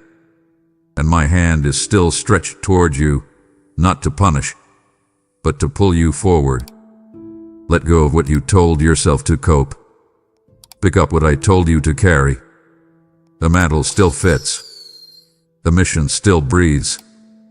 And the name I gave you before the foundation of the world still echoes in the halls of glory. I haven't changed my mind, child. And I never will. My child, you have felt what it's like to be forgotten, passed over, disregarded. There were moments when others treated you as if you were replaceable, disposable, like your presence didn't matter and your absence wouldn't be noticed. You sat in rooms where your voice wasn't heard. You've been part of circles where your heart wasn't held. You've watched them promote others, celebrate others, call out others, and your name left lingering in silence. I felt that sting with you. I saw the tears you never showed. But now I must speak to what they tried to bury, because what they tried to erase, I kept writing. Yes, I kept writing. Even when they forgot your name, I didn't. Even when they dismissed you, I was etching your name deeper into my eternal plans. You see, their erasure has no power over my inscription. Their silence cannot cancel my script. They cannot vote you out of what I wrote you into. Every time they tried to push you into the background, I moved you deeper into the blueprint. Every no they gave you became a yes in my design. Every closed door became a redirect to a better place, a pure space. And child, that space is now opening. You weren't being erased. You were being refined. You weren't being excluded. You were being exalted, in the quiet. I don't promote the way people promote. I don't affirm the way the world affirms. I validate through fire. I elevate through testing. And when they stopped calling your name, I started preparing platforms you didn't even pray for. I began shifting timelines, unlocking coordinates, whispering your name in the ears of those with authority to open the right doors. Not out of pity, but because you are my choice. Not a default. Not an alternate. My first choice. So hear me. The season of being overlooked is over. The era of invisibility is ending. They don't need to remember your name. Heaven never forgot it. And now I am honoring the name I wrote, not in ink, but in blood and light and legacy. You will be recognized not because of applause, but because of assignment. You will be seen, not because you forced it, but because I framed it. I wrote your name with my own hand, and that name is now echoing through eternity, calling you forward. What they forgot, I etched. And what I etched, I will now establish. Beloved, you've walked through battles others couldn't see. Spiritual ambushes, emotional minefields, mental warfare so intense, it nearly shattered you. The enemy didn't just attack your circumstances, he attacked your name, your identity, your purpose, your why. He didn't care about your house or your job. He came after the word over your life. He came after your identity because he knows that when you understand who you are, you become unstoppable. But I need you to hear me clearly. Your name is not fragile. It's fortified. Yes, fortified. That means battle-proof. Blood-sealed. Fire-forged. Do you really think I would write your name into my plan, and then let it be erased by opposition? No. I have built strength around you that cannot be explained. You felt weak, but you are war-tested. You've wanted to quit, but you're still standing. That's not chance. That's not luck. That is evidence of fortification. When the enemy came in like a flood, I raised up a standard. When the arrows came, I shielded your soul, and every wound you carry is now becoming a weapon. Every scar is becoming a sign. You were not made to shatter. You were made to shine. You were not designed for collapse. You were designed for conquest. And what has been written over your life, that holy assignment, that sacred purpose, cannot be canceled by warfare. In fact, the warfare has become part of the witness. It has shaped your voice, sharpened your discernment, and made you dangerous to darkness. That's why hell keeps coming, because even hell knows your name, and it trembles every time you rise, every time you pray, every time you speak the truth anyway. So I say to you now, rise in strength, not from strident but from knowing that your name isn't hanging by a thread. It's held by my covenant, secured in my sovereignty, rooted in eternal promise. And that name, your name, is fortified. Fortified by every trial you survived. Fortified by every yes you gave me when it hurt. Fortified by every unseen battle you fought and didn't give up. So no, the warfare didn't win. It revealed. And what it revealed is this: you are unshakable, because I have made you so. What's written on your life is permanent, and it's about to be public. My precious one, I need you to hear me with your spirit now, not just your ears. You have been carrying the unspoken fear that what I promised you could somehow be undone. That maybe it's too late. That maybe someone else's influence, someone else's words, or even your own mistakes have overwritten what I first said. But hear this: what I have written over your life is not subject to editing by human hands. It is sealed. It is settled. It is sovereign. People will have opinions. People will offer labels. Some will even attempt to rewrite your story, twisting chapters, misinterpreting motives, painting you in shades that are not true to who you are. But while they scribble on margins, I write on scrolls, eternal scrolls, and my handwriting doesn't fade. What I have spoken over you was not a whisper of uncertainty. It was a decree, and decrees cannot be debated. What I wrote, I meant, and what I meant, I will manifest. You must know this now. No one can reduce what I've designed to expand. They may try to shrink your name to a rubric, your influence to a moment, your purpose to a footnote. But reduction only works when you believe them. And I am calling you to rise out of agreement with every minimizing voice. I didn't call you to be almost. I didn't anoint you to live as an echo. I didn't breathe destiny into you so it could be downsized by other people's discomfort. You are not too much. You are exactly what I designed, in size, in scope, in sound. And neither can anyone revoke what I have authored. Not even you. Not even on your worst day. I saw every fall before I wrote your future. I factored in every failure and still stamped your name with promise. My writing over you is not in pencil. It is inscribed in fire, carved into eternity. And I say now with heavenly clarity, no devil, no delay, no doubt could revoke what I have written. You may have walked away from the page, but the page didn't walk away from you. It waits. It waits with glory. It waits with power. And it calls you back, now, to remember, your name is written, and no one can rewrite what is mine. My child, how long have you felt like a side character? Like your role in the kingdom was to support others, cheer for others, watch others be chosen while you faded quietly into the background. You've been the encourager, the prayer warrior, the one who serves with faithfulness but often stands in the shadows. You said, I'm okay if I'm never seen. And yes, your humility has been pure. But I want to tell you now, I didn't write you in as a background extra. I wrote you as breakthrough. Yes, breakthrough. You are not an accessory in this move of God. You are a catalyst. I placed power in your mouth, fire in your prayers, light in your eyes.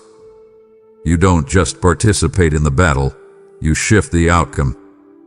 You don't just support destiny, you carry it. I made you to tear down walls, to lock doors, to loose chains. You are not passive in my narrative, you are essential to it.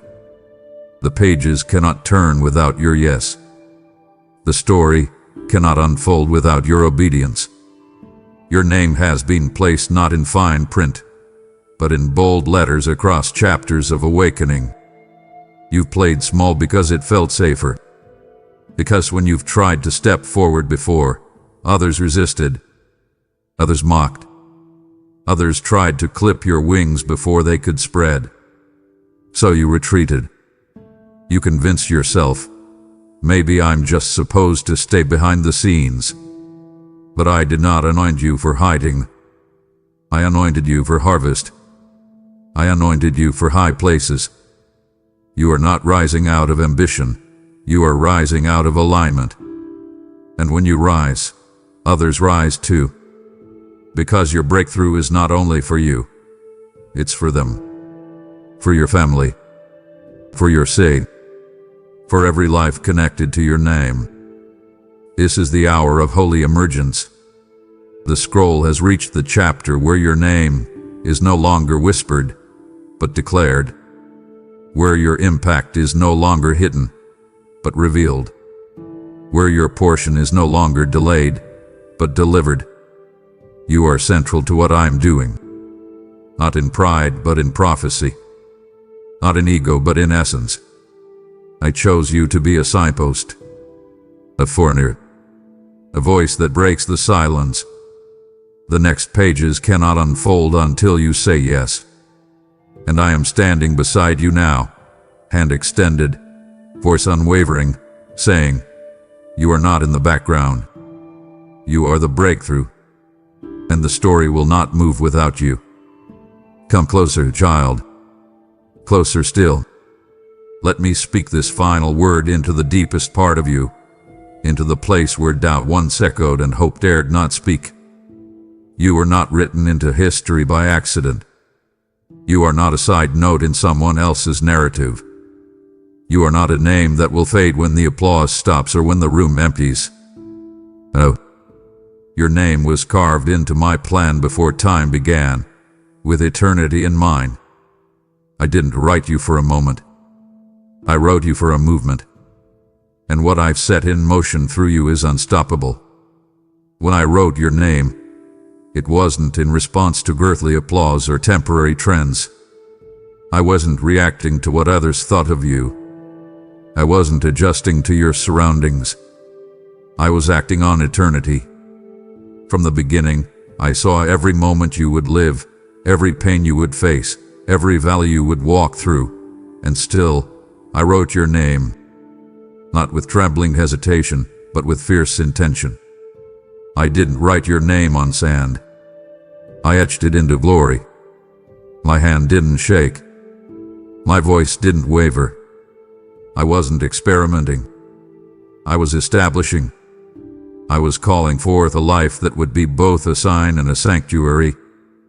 You were written into this world not to survive the chaos, but to shift it. You were designed not just to breathe the air of others, but to carry the wind of heaven. There's a weight on your life that cannot be measured by success or fame. It's the weight of eternal intention. I wrote you to reflect my nature, to carry my fragrance, to interrupt cycles of bondage and unlock realms of freedom. There are movements inside of you, rivers that haven't even begun to flow yet. Generations will drink from what I'm pouring through you. Lives will change because you dare to say yes to the name I wrote over you. You thought this journey was just about you, but it's bigger. You carry not only your calling but a divine ripple. Your obedience is echoing into lives you haven't met yet, Your presence shifts atmospheres, not because of your charisma, but because of your consecration. You've walked with me in secret. You've chosen me over platforms. And now, the name I wrote before time is about to be revealed in time, for the sake of eternity. You were written to be forgotten. You were written to be fulfilled. And now, fulfillment is drawing near. So rise, not as a question mark, but as an exclamation of heaven's intent. Rise knowing that every chapter of your life has been authored with precision, that nothing was wasted, that not a single moment was random. The hard years, the silent seasons, the private weeping, all of it was woven into the fulfillment of the name I gave you. And this name, child, this name is not bound by time. It is rooted in forever. I am not finished. I am unfolding. And what is coming next will not just affirm your worth. It will awaken your legacy. Your name is written, not for a moment, but for a movement. And now I ask you, will you help me write the names of others into the pages of eternity? When you give, you become the pen in my hand. Every seed you sow is a stream in the desert, a lamp in the night, manna to the hungry soul. Give, and it shall be given to you. I declared in Luke 6:38, and I declare it again to you, right now. This is not about money. This is about momentum. I am moving, and your gift is the spark that ignites revival in someone else's life. I will cover your giving with favor, with fire, and with overflow. So move now, don't wait. Tap Super Thanks, join membership, or give through the PayPal link below. Your name is written. Now help write theirs. Now, my child, if you felt my voice burning through these words, then respond. Don't let this moment pass silently. I want you to write this in the comments like a prophetic seal. My name is written, and I receive what's been reserved for me. Declare it boldly. Heaven is watching. Hell is trembling. This is not just interaction. It is activation. And as you speak, so shall it begin. And as you declare that word, come closer. Let the noise of your day fall away. Just for a moment, silence the deadlines, the worries about your family, the list of things you feel you failed at today. I want to speak with you right where you are. Breathe in. Let my presence be more real to you than the chair you are sitting in. I want to take you back, not to your past, but to mine. Back to a time before time itself. Long before the first star was hung in the cosmos, before the sun knew its place in the sky, your name was etched in my heart. Can you fathom that? Before the mountains were formed, before the oceans were poured out, I knew you. Not just as a possibility, but as a certainty. I spoke your name into the vast, silent expanse of eternity. It was a whisper that carried the force of creation, a sound that gave birth to a promise. That promise was you. This inscription, this writing of your name, is not something you can touch with your hands. It is not written with ink on fragile parchment that can fade or be destroyed. It is written in the very essence of who I am, penned with sovereign grace and an everlasting love that has no beginning and no end. I see you striving, my precious one. I see you at your job, pushing yourself to the brink, hoping for a word of acknowledgement that rarely comes. I see you at home, trying to hold everything together, feeling the unspoken tensions and the weight of being the strong one. You carry this heavy belief that you must earn your place, that you must prove your worth. But I need you to hear me now. Let this truth undo that knot in your stomach. The writing of your name had nothing to do with your merit. You did not earn it then, and you do not have to earn it now. It was sealed, paid for, and made permanent by the ultimate sacrifice of my Son, Jesus. His love for you is the ink. His life is the parchment. Is a gift, offered freely from a love that saw you and chose you without condition. When I laid the foundations of the world, your destiny was already a part of the divine blueprint. Your life is not a random collection of chaotic events. The struggles you face, the unexpected turns, the moments of confusion, none of them have taken me by surprise. Your purpose was woven into the fabric of creation with the same intention that I set the planets in their orbits. This is the primal truth of your existence, the bedrock you can build your entire life upon. You were known by me first. Before any person on this earth knew you, before your parents held you, before you even knew yourself, I knew you. I saw you. I named you. And I called you mine. Pause for a moment. Let the weight of that reality settle into your spirit. The world did not define you first. Your failures did not define you first. Your weaknesses did not define you first. I did. I am your beginning, and I am your end. Everything that happens in between is a journey back to the truth that was established before the world began. Your name is written, not as a footnote, but as a headline. Not as a casualty of life, but as a cherished child of eternity. This is where your story truly begins. As the truth that your name is written settles in your heart, I know what comes next. I hear the whisper that follows, the one that sounds suspiciously like your own voice of doubt. It says, but for how long? What if I mess up? What if I fail so badly that the writing fades? This is the fear that keeps you walking on eggshells, the anxiety that you might somehow disqualify yourself from my love. It is the lie that keeps you striving when I have called you to rest. To listen to me. That record, the one bearing your name, is not held by a fragile thread. It is sealed. And this is not a seal of wax that can be broken by force or melted by the heat of your trials. It is sealed by the blood of the Lamb, the very life force of my Son, Jesus. His seal is a living, breathing, unbreakable promise.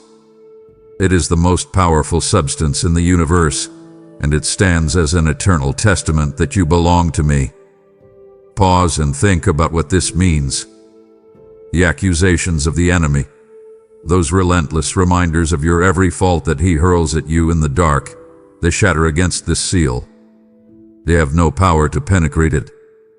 Your own doubts, the ones that churn in your stomach and tell you that you are not good enough, they cannot erode this seal. It is absolute. It is final.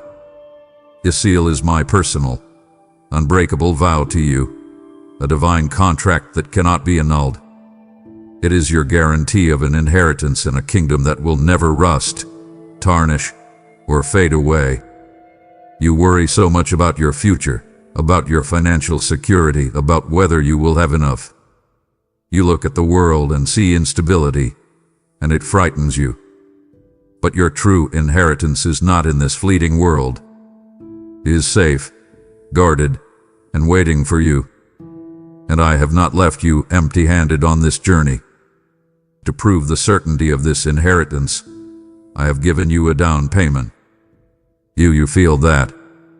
In your quietest moments, when a sense of peace that makes no sense washes over you. When you find a sudden strength to forgive someone who hurt you deeply. That is my spirit residing within you.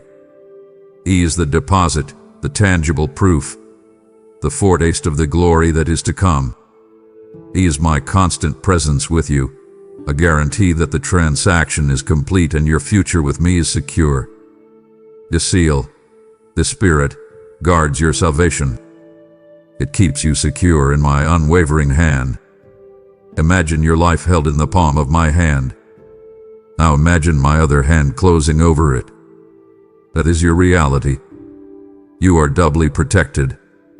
Nothing can snatch you away from me. Your stumbles do not loosen my grip. Your wanderings do not cause my hand to open. I hold you fast. So let go of the fear that you have to hold on to me with all your might. The truth is, I am the one holding on to you. Rest in that grip. It is the safest place in all of creation. My child, let us talk about the names you carry. The world is quick to give you labels, to put you in a box. At your job, they might label you based on your performance review, exceeds expectations or needs improvement. Society may label you by your bank account, your address, with a car you drive. Perhaps people from your past have labeled you with the mistakes you made, names that still sting when you are alone. Even you have labeled yourself, anxious, not disciplined enough, a failure, disappointing. You wear these labels like heavy, wet coats, and you wonder why you are so tired all the time. I am here today to strip those labels from you, every single one. Because while the world assigns you labels of success or failure, I have given you only one, and it supersedes all others. I label you chosen. I label you beloved. I label you mine. Your worth is not something you build. It is something you receive. You measure your value by your accomplishments, by your productivity, by how well you are liked by others. But in my kingdom, that currency is worthless. Your true worth is not measured by anything you do, but by the one thing that has been done for you. Your adoption into my family. Before the foundations of the earth, I chose you to be my own. This is not a title you can be promoted into or demoted from. It is a permanent, irrevocable fact. The name I have written for you, my child, is your truest identity. It is more real than your earthly name, more defining than your job title, more permanent than any label of shame or failure that has ever been attached to you. Therefore, you are not defined by your past sins or weaknesses. I see them, yes, but I do not see them when I look at you. I see the righteousness of my Son, which covers you completely. When the accuser points to your sin, I point to the cross. It is a finished work. So let go of the weight of others' expectations. Breathe out the exhausting need for their approval. Their opinion of you can change with the weather, but my declaration over you is eternal. You are a citizen of heaven. That is not just a future reality. It is your present identity. It means you operate under a different set of rules, a different economy of grace. It means you have a home that can never be foreclosed on. You are a royal heir, a child of the Most High King. This is not a fairy tale, it is the most profound reality of your existence. So walk like it. Hold your head high, not with arrogance, but with the quiet, confident assurance of one who knows who they are and to whom they belong.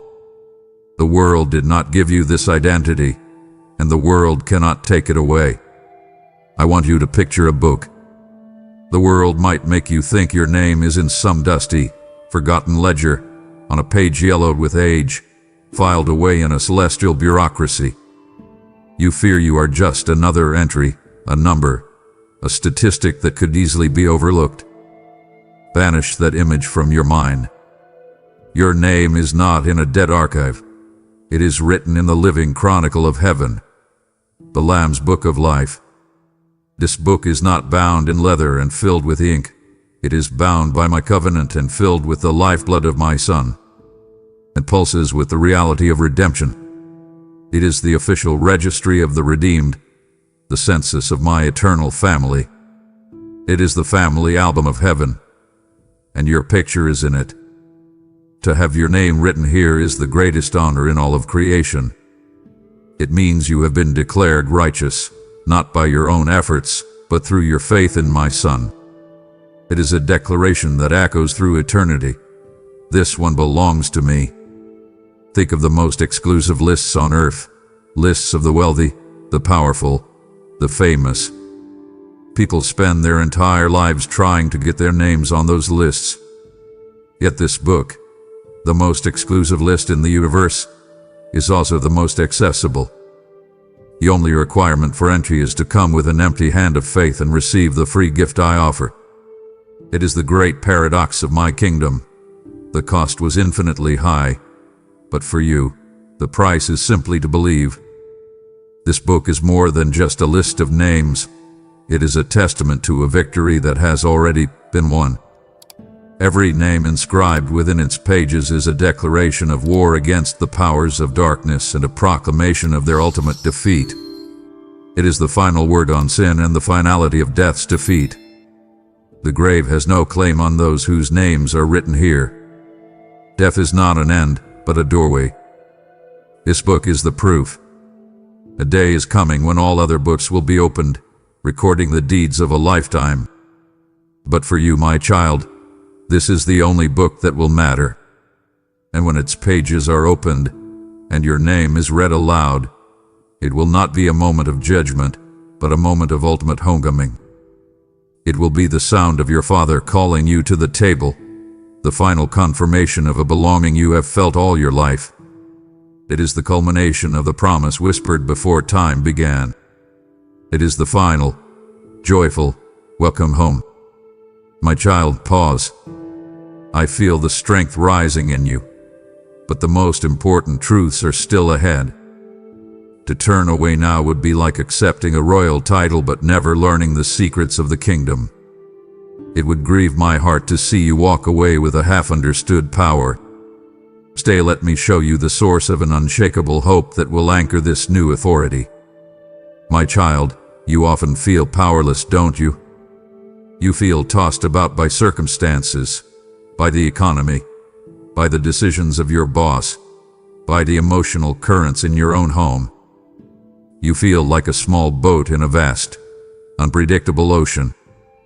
But because your name is written in heaven, because you are a citizen of my kingdom, you are not powerless. You have been given authority. This is a truth. The enemy works tirelessly to hide from you, because if you ever fully grasped it, his influence over your life would crumble. Because your name is known in heaven, the forces of darkness recognize your authority in Christ. You are not an unknown wanderer, you are an ambassador of my kingdom, and you carry the full weight and backing of my throne. This means you are empowered to walk in victory, not in fear. Fear is the enemy's native language, but it is a foreign tongue in my kingdom. The authority I have given you is the power to trample over the enemy's schemes and deceptions. When a thought of crippling anxiety enters your mind, you have the authority to reject it, to say, "No, peace is my inheritance." When a lie about your worthlessness whispers in your ear, you have the authority to silence it with the truth of your identity as my chosen child. This is not about being aggressive or loud. It is about standing firm with a quiet, unshakable confidence in who you are in me. This authority profoundly changes the nature of your prayers. Your prayers are not just hopeful wishes sent up into the void. They are legal petitions made by a citizen in good standing, presented before the throne of grace.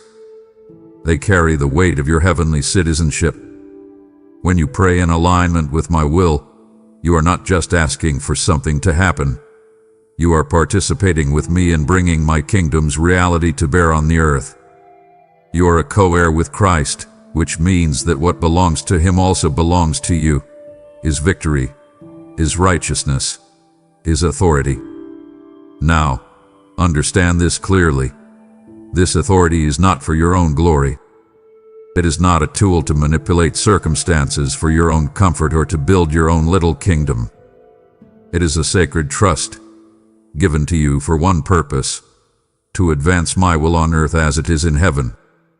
It is the power to bring light into dark places, to speak peace into chaos, to love the unlovable, to be my hands and feet in a world that desperately needs to see me.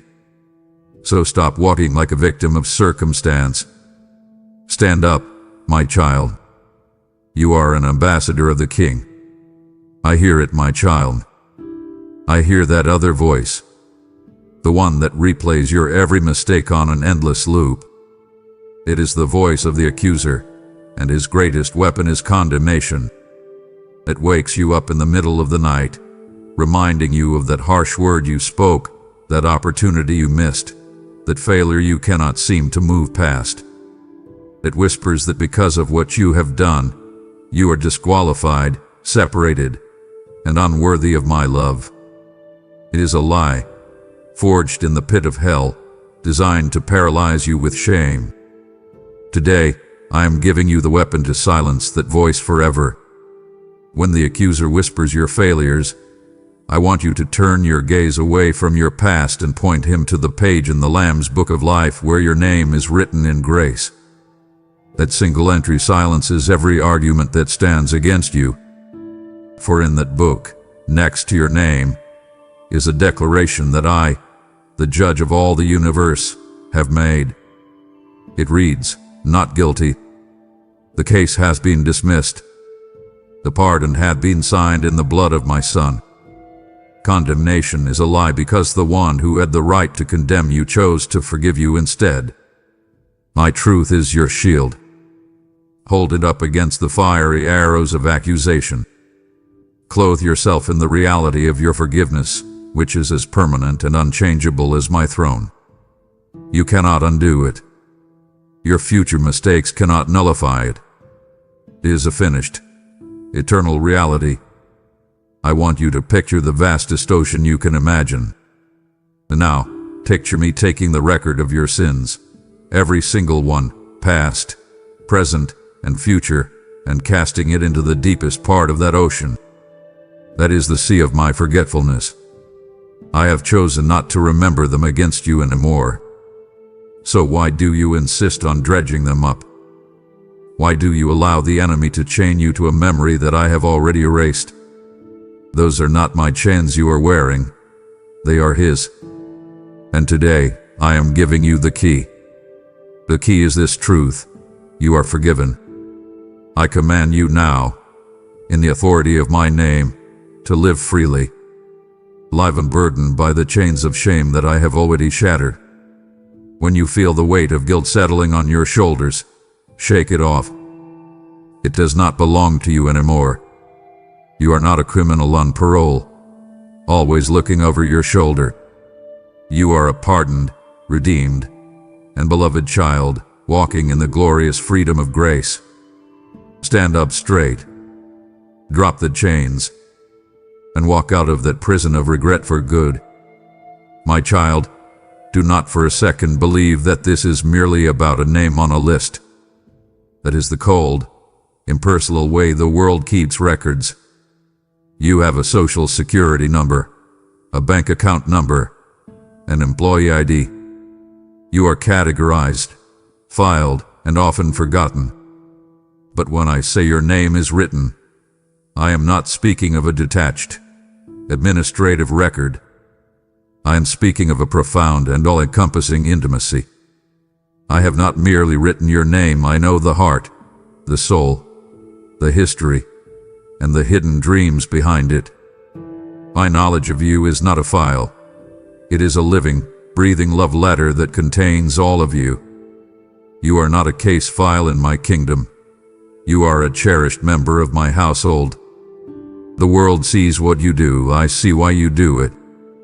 I know the secret fear of failure that drives your perfectionism. I know the deep-seated need for approval that makes it so hard for you to say no, even when you are exhausted and overwhelmed. I know the hidden chambers of your heart, where you store the sorrows you believe no one else could possibly understand.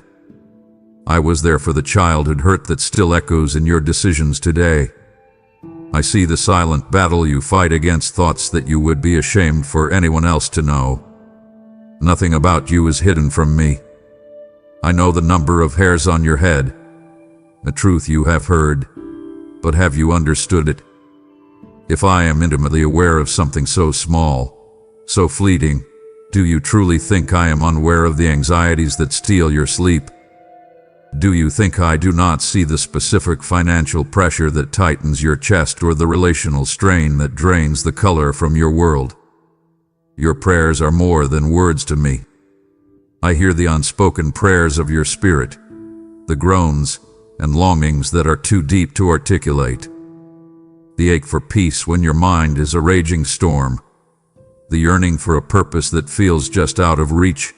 That is a language I understand perfectly. And your tears, my child, your tears. The world tells you to be strong, to hide them. But I have collected everyone. Not a single tear of loneliness, frustration, where grief has fallen to the ground unnoticed.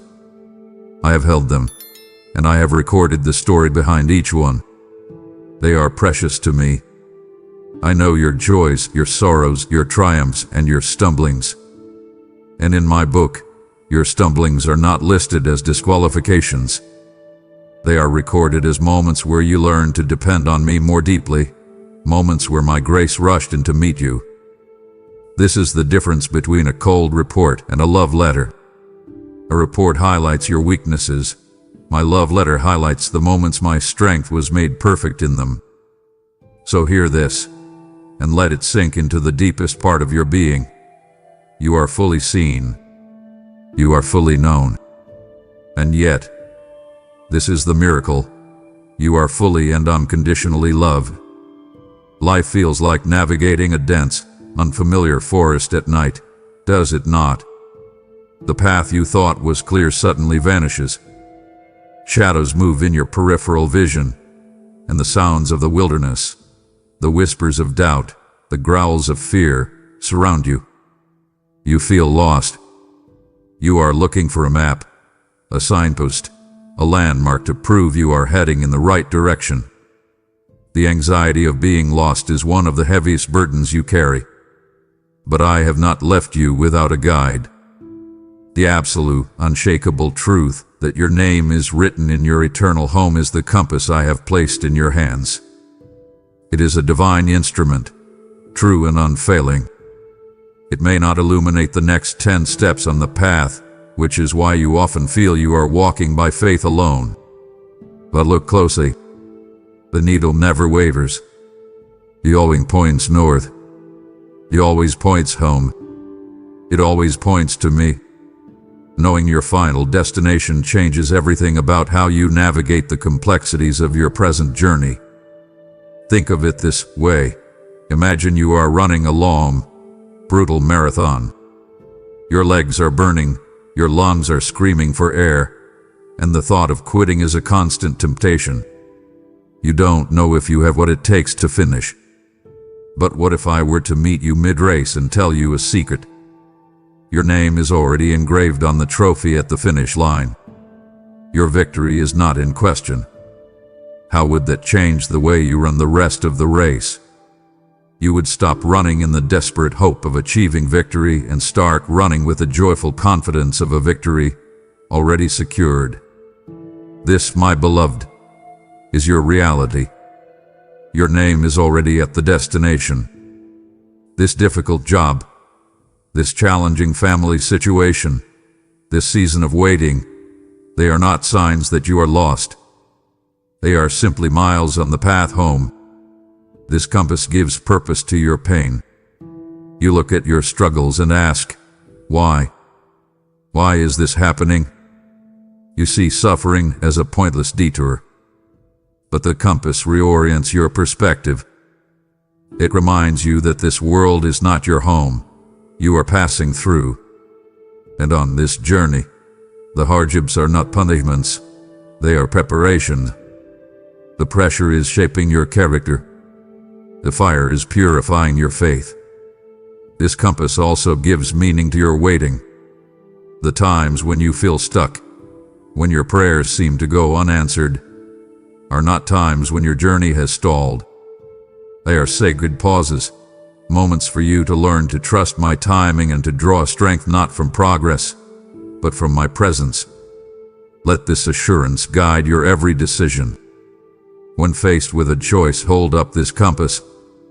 Ask which path better reflects my heavenly citizenship, which decision aligns with the reality of my eternal home. Your life is not a random series of events, a chaotic stumble from nowhere to nowhere. It is a sacred pilgrimage. You are not a wanderer. You are a pilgrim, and every step, even the painful ones, is a step closer to me. My child, let us speak plainly about one of the deepest and darkest fears that resides within your heart. It is the fear of being forgotten. It is the cold dread of insignificance. You live in a world of billions of people. You scroll through an endless feed of faces and accomplishments. You see the pace of life, how quickly people and trends are replaced, and a chilling question rises from your soul: do I matter? If I disappeared today, would I leave any real space behind? Am I just a footnote in a story that is too big to even notice me? This fear of being invisible, of being erased, is a heavy stone that you carry, and it is a burden I never intended for you. Today, right now, I am reaching down to lift that stone from your heart, because the truth of my kingdom is the perfect antidote to this fear. It is a divine impossibility for me to forget you. Empires that seemed eternal have turned to dust. Mountains that appeared immovable have been worn down into the sea. Generations of people have risen and fallen, their names and stories lost to time. But your name remains eternally present before my eyes. It does not erode. It cannot be erased. It is held in a place beyond the reach of time and decay. The fear of insignificance dissolves completely in the light of your divine significance. To drive this truth from your head to your heart, I gave you this promise through my prophet. I have carved your name upon the palms of my hands. Meditate on that image. This is not a name written in ink that could be wiped away. It is a carving, a scar of love. It means that every time I stretch out my hands to create a new galaxy, to sustain the universe, to act in power and might, I see you. You are a constant, visible part of my very being. You are woven into my every action. You are ever before me. So, when you feel overlooked at work, when your efforts seem to go unnoticed by your family, when you feel like just another face in the crowd, you must reject that feeling as a lie. It is an illusion projected by a world that does not know how I see you. You will never be a forgotten case file to me. You are not a number in a system. You are a cherished, known, and irreplaceable member of my household. You have a seat at my table that no one else can fill. My gaze is perpetually upon you. Not the scrutinizing gaze of a critic, but the loving, attentive gaze of a father watching his beloved child. I see the good you do that no one else notices. I hear the kind word you whisper that gets lost in the noise. I see you. I notice you. Always. In a world that can make you feel utterly invisible, I want you to anchor yourself to this reality. You are the constant focus of my eternal, loving attention. You are unforgettable. The world has diluted this powerful word into something fragile. For many, hope is just wishful thinking, a thin thread of optimism in the face of long odds. I hope things get better is a phrase filled with uncertainty. But that is not the hope I give you, my child. The hope that flows from my throne is something entirely different. It is not wishful thinking. It is the confident, settled, absolute expectation of a future that is already secured. It is a certainty that burns like a star in the darkest night. And the source of this unshakable hope is the fact that your name is written in my book. That truth is the anchor for your soul. Life is a turbulent sea. The waves of a bad medical report, a sudden job loss, a painful betrayal, they crash against you relentlessly. They have the power to swamp your boat, to fill you with the cold water of despair, to threaten to pull you under completely. Your name, written in grace, is the mighty anchor that I have dropped from your soul into the bedrock of eternity itself. The surface of the sea may be chaos. Your boat may be tossed violently. The winds may howl and rage, but the anchor holds. Because it is held by me, it will not drag, and it will not break. You will not be lost at sea. You will not be overcome. The anchor holds. I know you have been disappointed. You have placed your hope in people, and they have let you down. You have placed your hope in plans, and they have fallen apart. You are weary, and you are wary of trusting again. You are afraid that this hope will also fail you. But listen to my promise. This hope does not disappoint. It cannot fail. Why? Because it is not based on your fluctuating feelings or your fragile circumstances. It is based entirely on my unchanging, immovable, and perfectly faithful character. I am not a man that I should lie. My promises are sure. Therefore, the hope that is built upon my promises is an absolute certainty.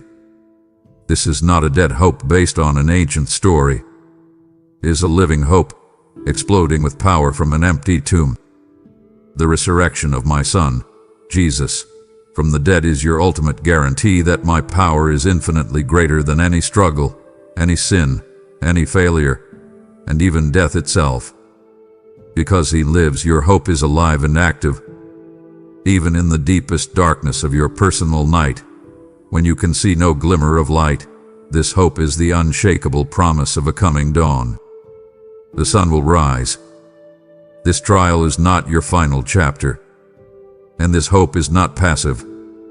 It is the divine energy that fuels your perseverance. It is what empowers you to get out of bed on the days when grief is a physical weight. It fills your heart with a supernatural joy that the world cannot give and cannot take away.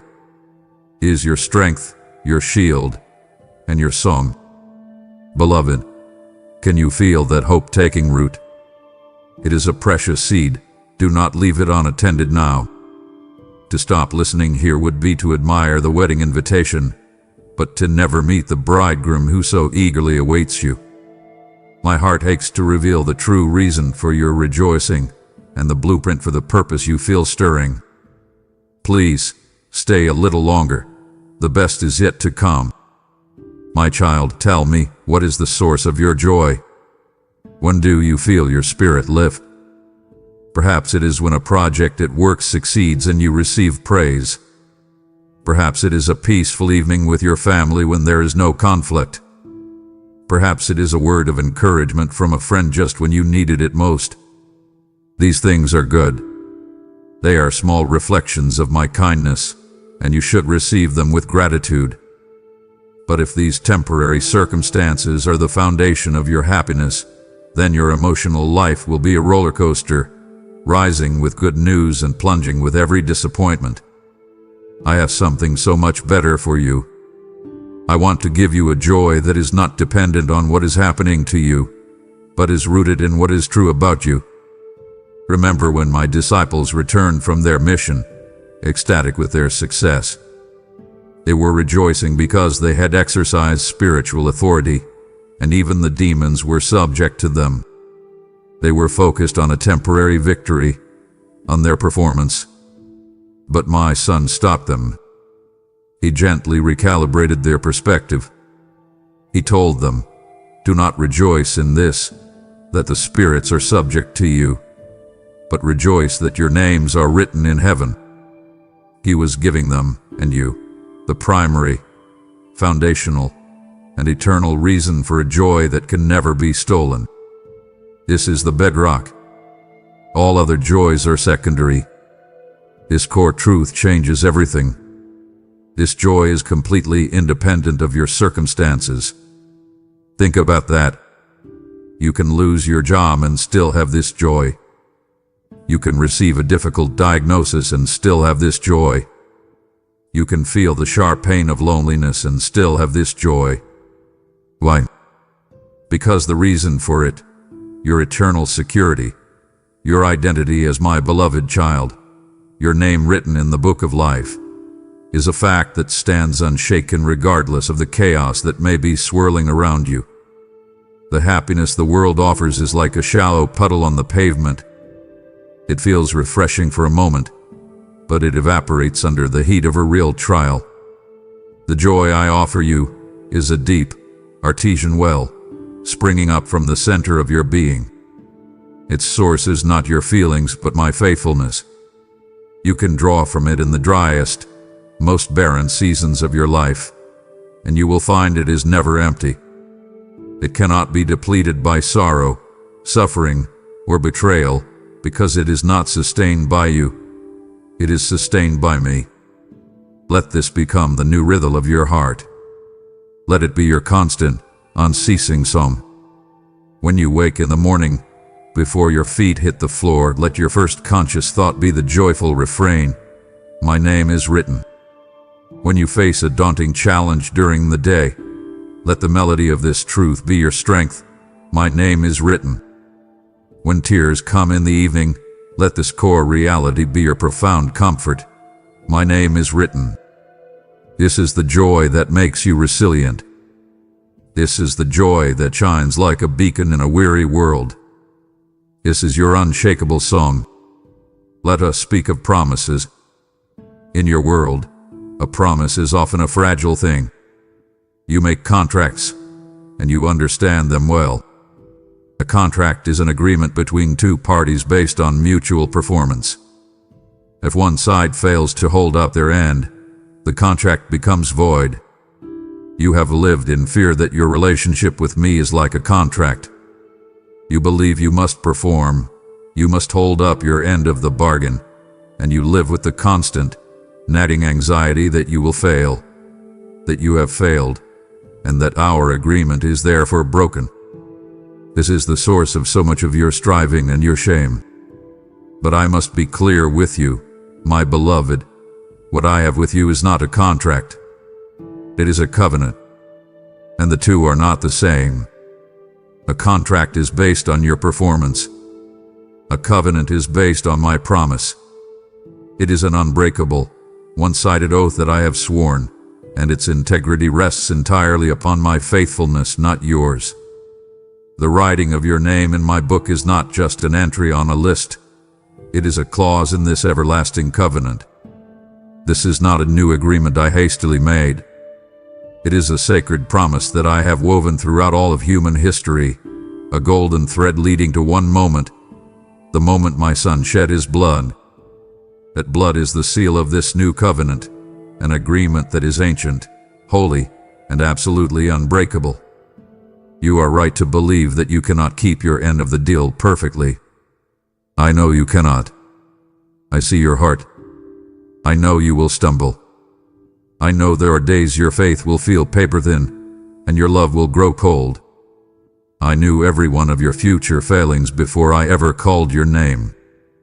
That is precisely why I designed the covenant to depend not on your strength but on mine.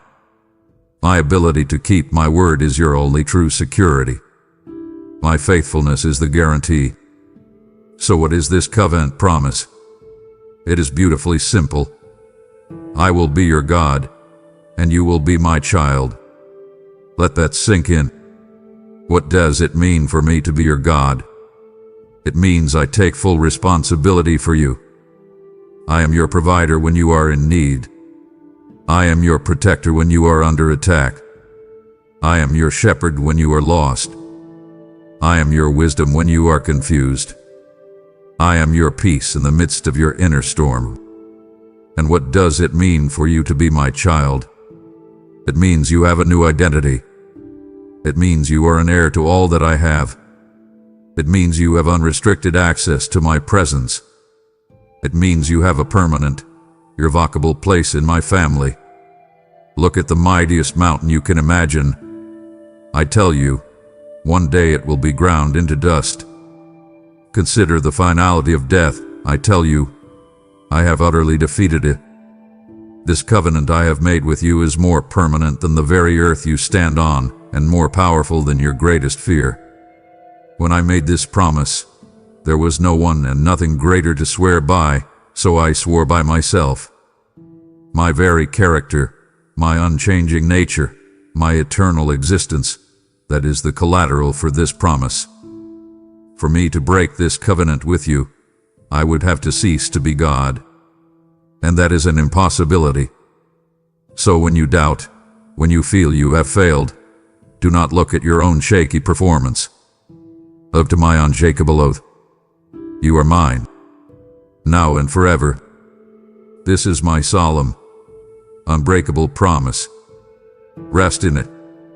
My child, you rest now in the certainty of my unbreakable covenant with you, a promise sealed in love and kept by my faithfulness. If your heart now yearns to extend this same covenant promise to another lost soul, then I am calling you to become a river of my grace in the world. Every seed of support you sow through Super Thanks membership, where the link below becomes a harvest of hope for someone who believes they are forgotten. I declare over you my living word from Luke 6:38. Give, and it will be given to you, for I will pour into your life a blessing you cannot contain. This is not a mere transaction. It is your covenant response to my covenant promise, an act recorded in heaven. As you release this offering, I release over you a multiplied return, protecting what you have and expanding your territory. Click the buttons of provision now and partner with me in this great work of redemption.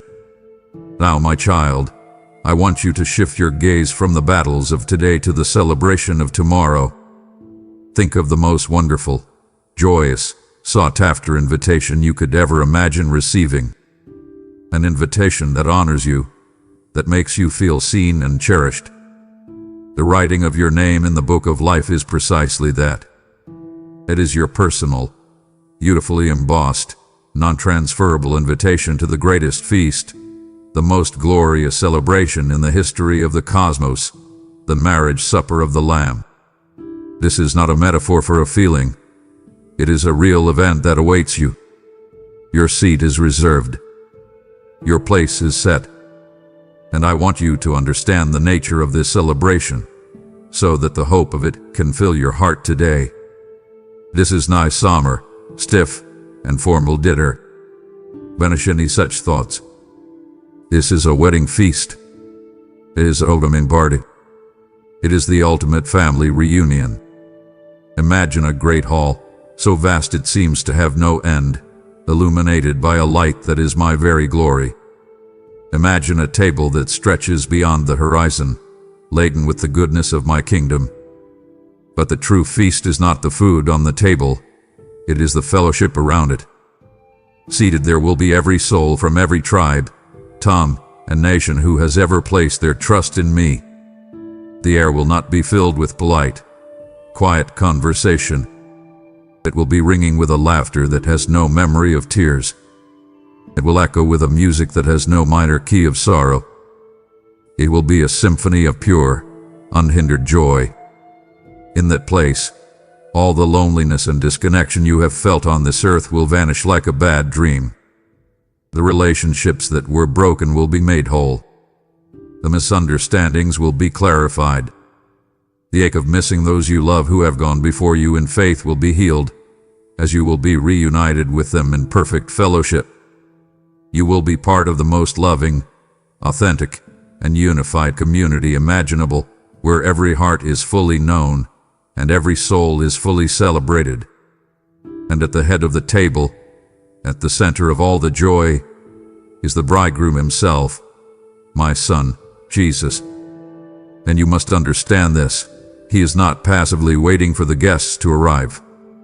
He is eagerly, actively, and passionately awaiting the moment he will welcome you, his bride, to this feast. He longs for you. He anticipates your arrival with a holy love that you can only glimpse now. When you feel unworthy, when you feel like you would be out of place at such a glorious event, you must remember this. Your presence is not optional. It is requested. It is essential. The celebration would be incomplete without you. A chair has your name on it, and it will not be given to another. You are not a plus one. You are the guest of honor. You are wanted. You are expected. Let this glorious anticipation change the way you live today. Your life now is not just about getting through the daily grind. It is about preparing for a party, It is about living in the joyful expectation of the greatest celebration of all time. My child, you so often wrestle with the question of your purpose. You look at your life, your job, your daily routines, your obligations, and you wonder, is this it? Is there any meaning to all this? You see others who seem to have a clear calling, a grand mission, and your own path can feel mundane and directionless by comparison. This feeling of aimlessness is a heavy burden, because I created you with a deep, innate longing for purpose. Today I want to show you the blueprint. You must understand that your name was not written in my book in isolation, as a random entry. Alongside your name, I drew a detailed, unique, and divine blueprint, a purpose that only you can fulfill in all of history. Reject the lie that you are an accident. You are not a product of random chance. You are my poimen, a Greek word that means my handcrafted work of art, my masterpiece. And I, the master artist, created you in Christ Jesus for a specific set of good works. These are not works you have to frantically invent or anxiously strive to discover. They are works that I prepared in advance, specifically for you to walk in. Your life is not a maze. It is a divinely laid path of purpose. I have placed you in your specific family, in your specific town, with your specific personality, for a reason. The greatest tool the enemy uses to neutralize this purpose is the trap of comparison. You look at someone else's gifts, their eloquence, their platform, their apparent success, and you immediately feel that what you have is insignificant. You disqualify yourself before you even begin. I command you today, in love, stop looking sideways.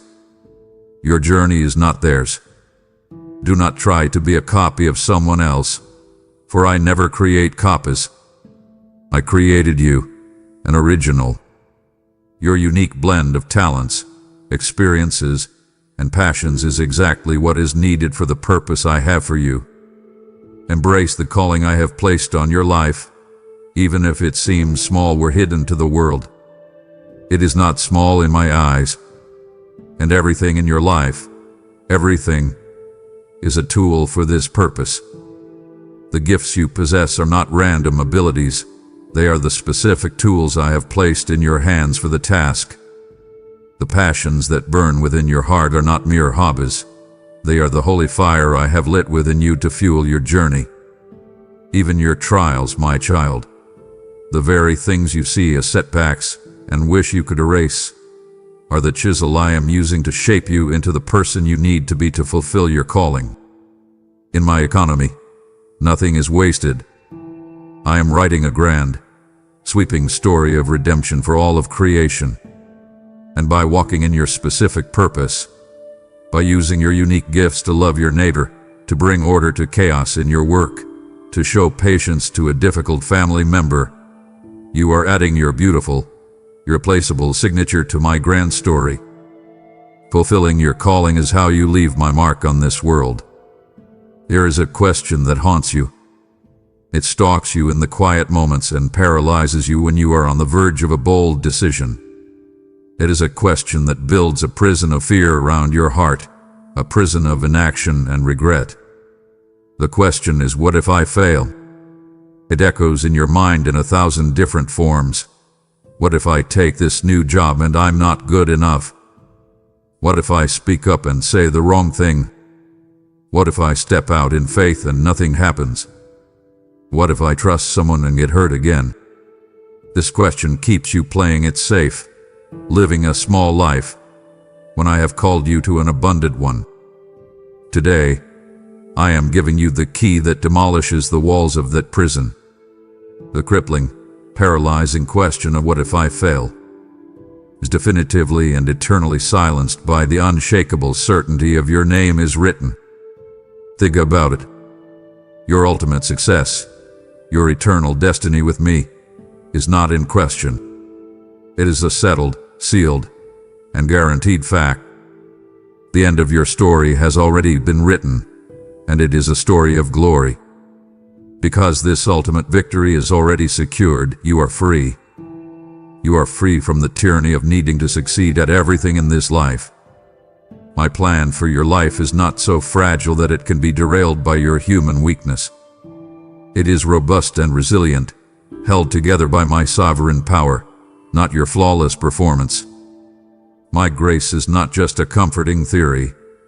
It is a practical, powerful reality for your every stumble. When you are weak, my grace is your strength. When you make a mistake, and you will make mistakes, my grace is your immediate and complete forgiveness. This profound security is not meant to make you passive. It is meant to make you bold. It is the solid ground from which you can take great leaps of faith. Because your eternal home is secure, you are free to risk failure for the sake of my kingdom. You are free to start the new business, to have the difficult conversation, to volunteer for the challenging task. You are free to love extravagantly, even if you are not loved in return. You are free to give generously, even when your own resources feel tight.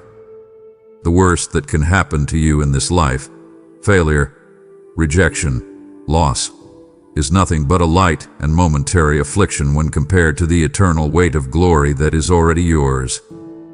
This truth also liberates you from the exhausting, performance-based relationship you have been trying to have with me. You feel close to me when you have a good day, when you have been patient and kind and prayerful. But you feel distant and ashamed when you stumble. Let go of that cycle. Our relationship is not based on your daily performance. It is based on your permanent position as my child. You are loved just as much on your worst day as you are on your best day. Walk in this freedom. Do not let the fear of what if hold you back any longer. The outcome is not in doubt. Step out of the boat. The victory is already won. Wait, my precious one. We have come so far, and I have just handed you the key to unlock the prison of your fear. It would pierce my heart to see you hold this key, only to turn back and sit in the familiar shadows of affliction. The most powerful weapons against the enemy are what I long to give you next. Do not abandon this conversation now. Let me teach you how to live as one who is truly free. My child, I see your pain. I do not stand distant from your suffering, and I do not diminish it. Your heart is aching, and I know it. The medical report is frightening. The betrayal by a friend is a sharp, agonizing wound. The constant hum of anxiety is a heavy weight on your spirit. The grief feels like a physical presence in the room. I am not asking you to deny that it hurts. I am not telling you to simply be positive. I created you with a capacity for deep emotion, and I weep with you in your pain. My son himself was a man of sorrows, intimately acquainted with grief. I am with you in this. But even as I sit with you in your affliction, I want to give you a new lens through which to view it. The truth that your name is securely written in heaven provides an eternal perspective. This new lens does not magically remove the pain, but it has the power to infuse your pain with profound purpose and unshakable hope. When affliction strikes, your first, most human reaction is to ask, why? And often, the voice of the accuser follows close behind, whispering, what did you do wrong? God is punishing you. You must recognize that whisper for the lie that it is. For you, my child, who are covered by the grace of my Son, I do not punish, I discipline. And my discipline is born not of anger, but of love. It is corrective, not punitive. Your suffering is a refiner's fire. A fire is painful, yes, but its purpose is not to destroy you. It is to purify you. It is burning away the dross, the impurities in your life that you may not even see. Your hidden pride, your fierce self-reliance, your subtle love for the comforts of this world over me. The fire is bringing forth the pure, shining gold of a faith that is proven genuine, and a character that more beautifully reflects the image of my Son. Through this lens of eternity, your present troubles, which feel so heavy and all-consuming, are revealed to be what my apostle Paul called them, light and momentary. How can that be? It is because they are being weighed on the scales of eternity against the immeasurable weight of glory that they are producing for you. This present pain is creating a future glory that is so vast, so wonderful, it is beyond all comparison. This perspective also reminds you, powerfully, that this broken world is not your final home. You are a citizen of another kingdom. You are a pilgrim, a sojourner, just passing through. This helps you to hold loosely to the things of this world and to fix your hope not on temporary relief, but on eternal realities. And most importantly, know this: I have not sent you into the fire alone. I am with you in the very heart of the flames. I am holding you. I am sustaining you. I will not allow the fire to consume you. I will only allow it to accomplish its purifying work. Your eternal security in me gives you this divine perspective, allowing you to endure this temporary hardship with a strength that is not your own, knowing with absolute certainty that I am working all things, even this, together for your good and for my glory. My child, you must open your spiritual eyes to a reality you cannot see but can most certainly feel. Your life is not lived in a neutral territory. There is a great conflict unfolding, a battle between two kingdoms, the oppressive, shadow-filled kingdom of darkness and the glorious, light-filled kingdom of my beloved Son. For a time, you were a captive in that land of darkness, bound by fear and shame. But the moment you placed your faith in me, a monumental event occurred in that unseen realm. It was a rescue mission of divine proportions. With the infinite price of my Son's blood, I did not just set you free. I transferred your citizenship. Your name being written in my book is the official, legal, and eternally binding documentation of that transfer. You are no longer a subject of darkness. You are a citizen of light. I want you to understand how this changes everything. In my kingdom, you are a trophy of my grace, a living, breathing testament to my power to rescue, redeem, and restore. Your very life is a song of my victory.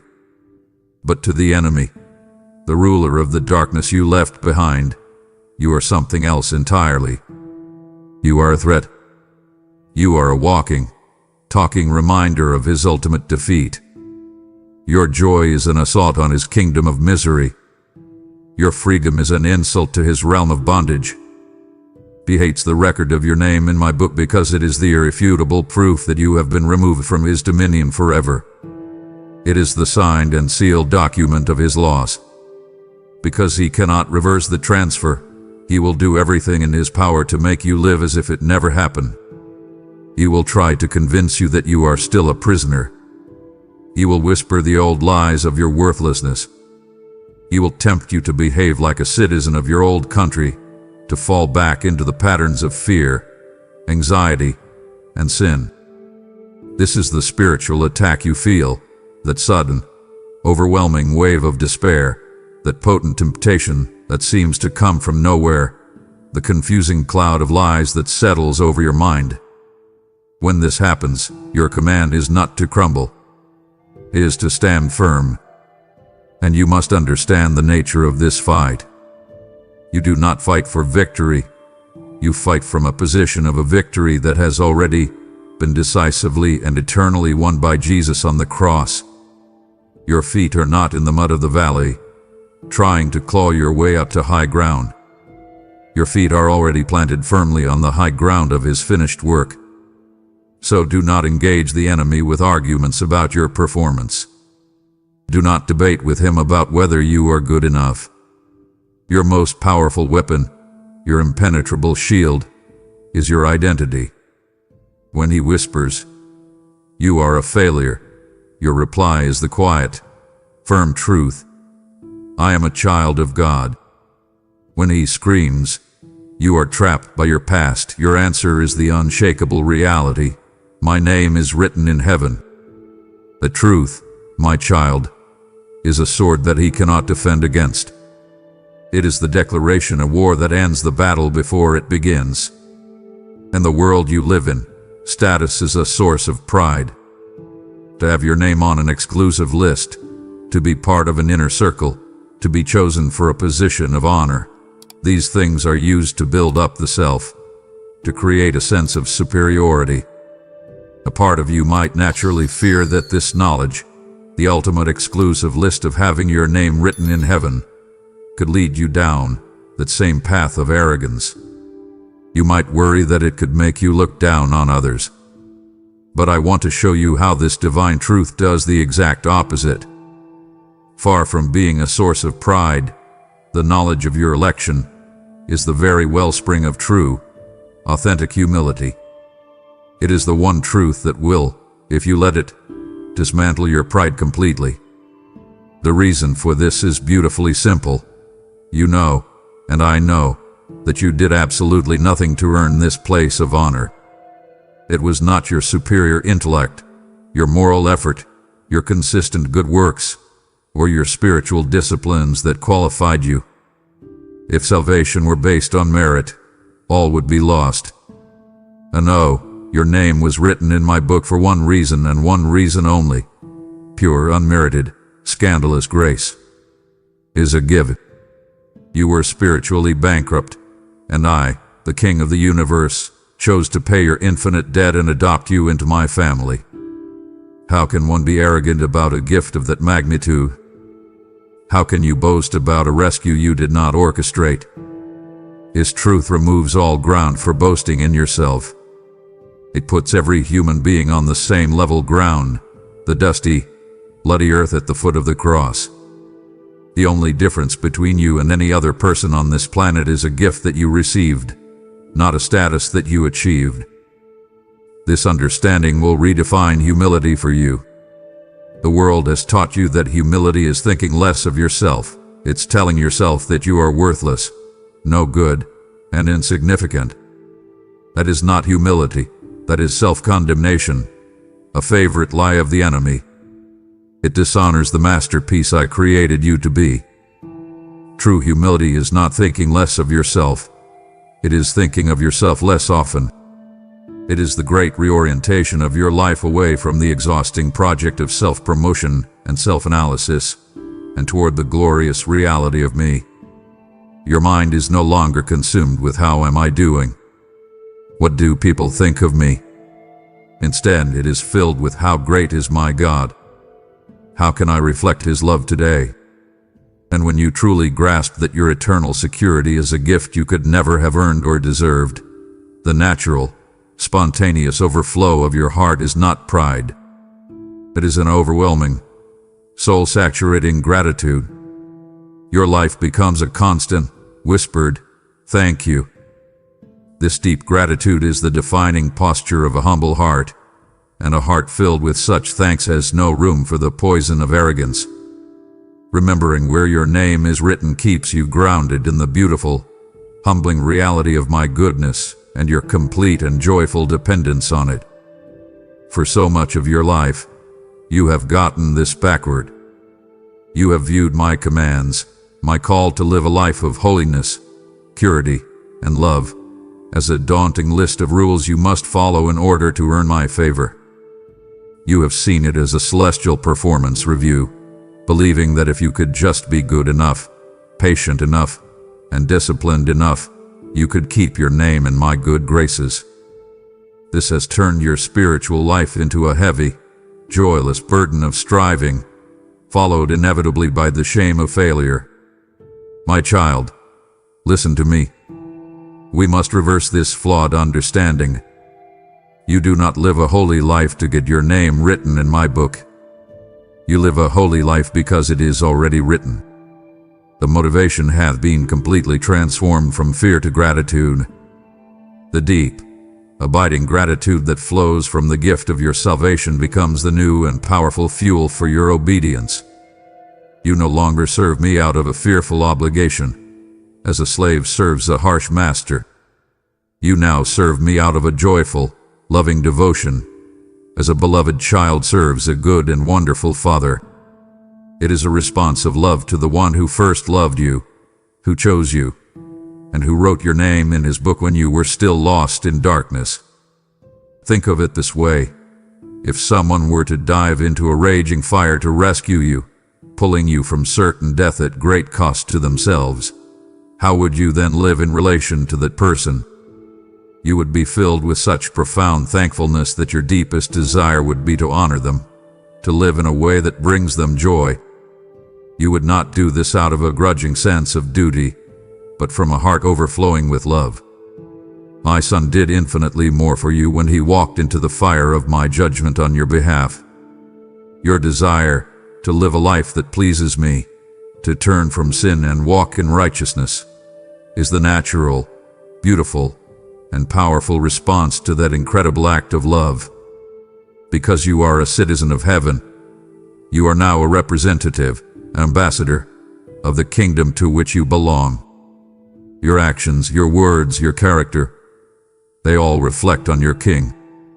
You begin to desire holiness not just for your own sake, but because you want to represent me well in a world that is watching. When my word calls you to walk in a manner worthy of the calling you have received, it is not a threat of disqualification. It is an invitation into deeper joy. It is me saying, my child, I have made you holy in your position. Now I invite you to walk in that reality in your practice. Let your actions catch up with your magnificent identity. And in this, you will discover that purity is not the burden you once thought it was. It is not a list of things you cannot do. It is a joyful alignment with your true self, the person I created you to be. Sin is a foreign poison that corrupts the masterpiece. Holiness is simply living in a way that is true to your original design. It is not the loss of freedom. It is the glorious discovery of what it means to be truly and fully free. My child, your journey of faith can feel, at times, like a profoundly lonely road.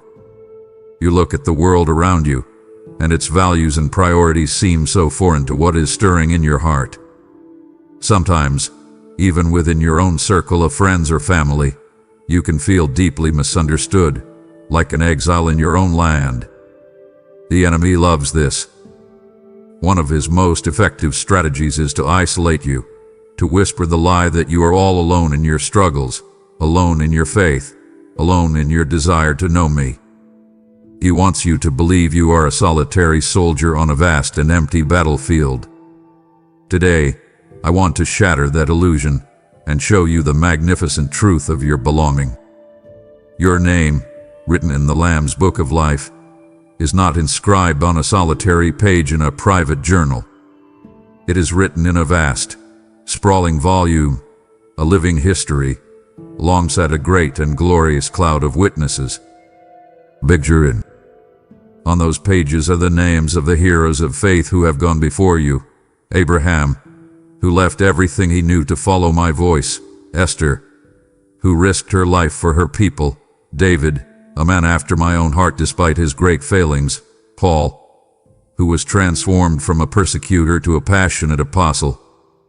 Their names are there, and written alongside them are the names of your brothers and sisters across the globe right now.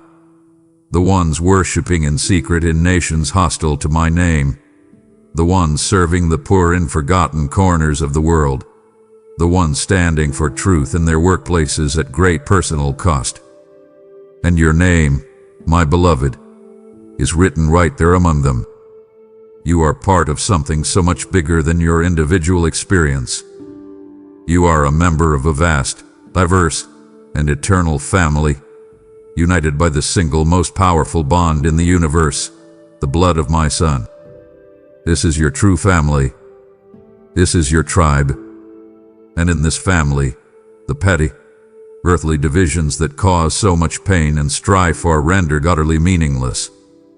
Your race, your social status, your level of education, your political party, your nationality, All these labels that the world uses to build walls are demolished at the foot of the cross. You share a common heritage as a redeemed child of the King, and you share a common destiny in my eternal kingdom. This means that a believer who looks nothing like you, speaks a different language, and lives 10,000 miles away may be more intimately your family than the person who shares your last name. So when you feel alone, remember this family. You are not alone. You are surrounded by a heavenly host that is cheering you on, and by millions of earthly brethren who are running the same difficult race. Your struggles are not unique. Your fears have been felt by countless saints before you. Your victories are a cause for celebration for the entire family. This shared identity is the only true basis for Christian unity and fellowship. I did not design you to live this life in isolation. I created you for community. So find your family. Invest in them. Bear their burdens. Forgive them. Love them. You are not a solitary soldier. You are part of a great, glorious, and unstoppable army of light. Child, listen closely. You now see that you are part of a great, eternal family, but I sense the lingering question in your spirit. Can I lose my place in it? It would bring a deep sorrow to me if you left this moment with only the knowledge of the family, but not the absolute certainty of your eternal security within it. The final, most glorious truths are now at hand. I implore you, do not go. Let me give you the final word that will silence your fear forever. My child, I know there is a deep fear that can sometimes shadow your faith, a fear that you may not make it to the end. You look at your own weakness, your inconsistencies, the days when your faith feels strong, and the days when it feels like a dying ember. You have seen others who started the race with great passion, but have since wandered from the path and grown cold. And a chilling question rises in your heart. Will I be one of them? Will I persevere? Do I have what it takes to finish? You fear that your own weakness will ultimately disqualify you. You fear that you will be the one who falls away. I want to speak directly to that fear and replace it with a divine certainty. The fact that your name is written in the book of life is not merely a record of a past decision you made. It is a prophecy of your future. It is my solemn, divine declaration that you will endure to the end. Your final perseverance is not a hopeful wish. It is a guaranteed outcome. Your confidence in this, however, must be placed in the right person. Your confidence must not be in your own ability to hold on to me. Your confidence must be entirely in my ability to hold on to you. I am the one who began this good work of salvation and transformation in you, and my word promises with absolute certainty that I will be faithful to complete it. I do not begin a divine project and then abandon it halfway through. I do not start a masterpiece and then walk away, leaving it unfinished. My power, not your willpower, is the engine that will bring you safely to your final destination. My son, Jesus, made this promise as clearly as it could be made. He said, "This is the will of him who sent me, that I shall lose none of all those that he has given me, but raise them up at the last day." You, my child, are a gift from me, the Father, to my son. Do you honestly believe that he would be careless with such an infinitely precious gift? Do you think he would allow you to be snatched from his hand by the enemy, or to simply slip through his fingers because of your own weakness? No. His divine honor and my sovereign purpose are both eternally invested in your safe arrival home. Your grip on me may weaken. In times of severe trial or doubt, your knuckles may turn white with the effort, and you may feel you are about to lose your hold. But the glorious truth is that your security does not depend on your grip on me. It depends entirely on my grip on you. And my grip is the grip of omnipotent love. It will never, ever loosen.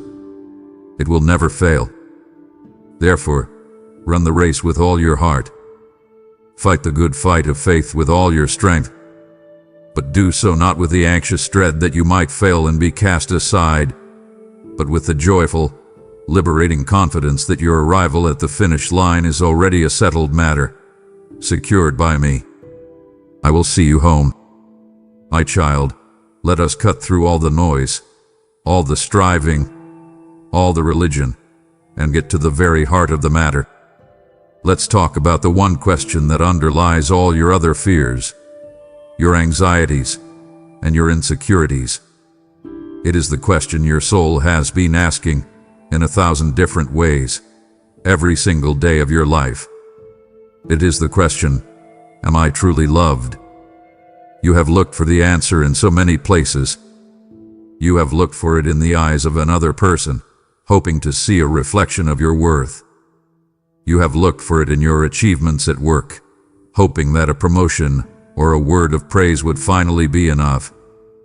You have looked for it in your performance, even your spiritual performance, hoping that if you could just be good enough, you would finally feel secure.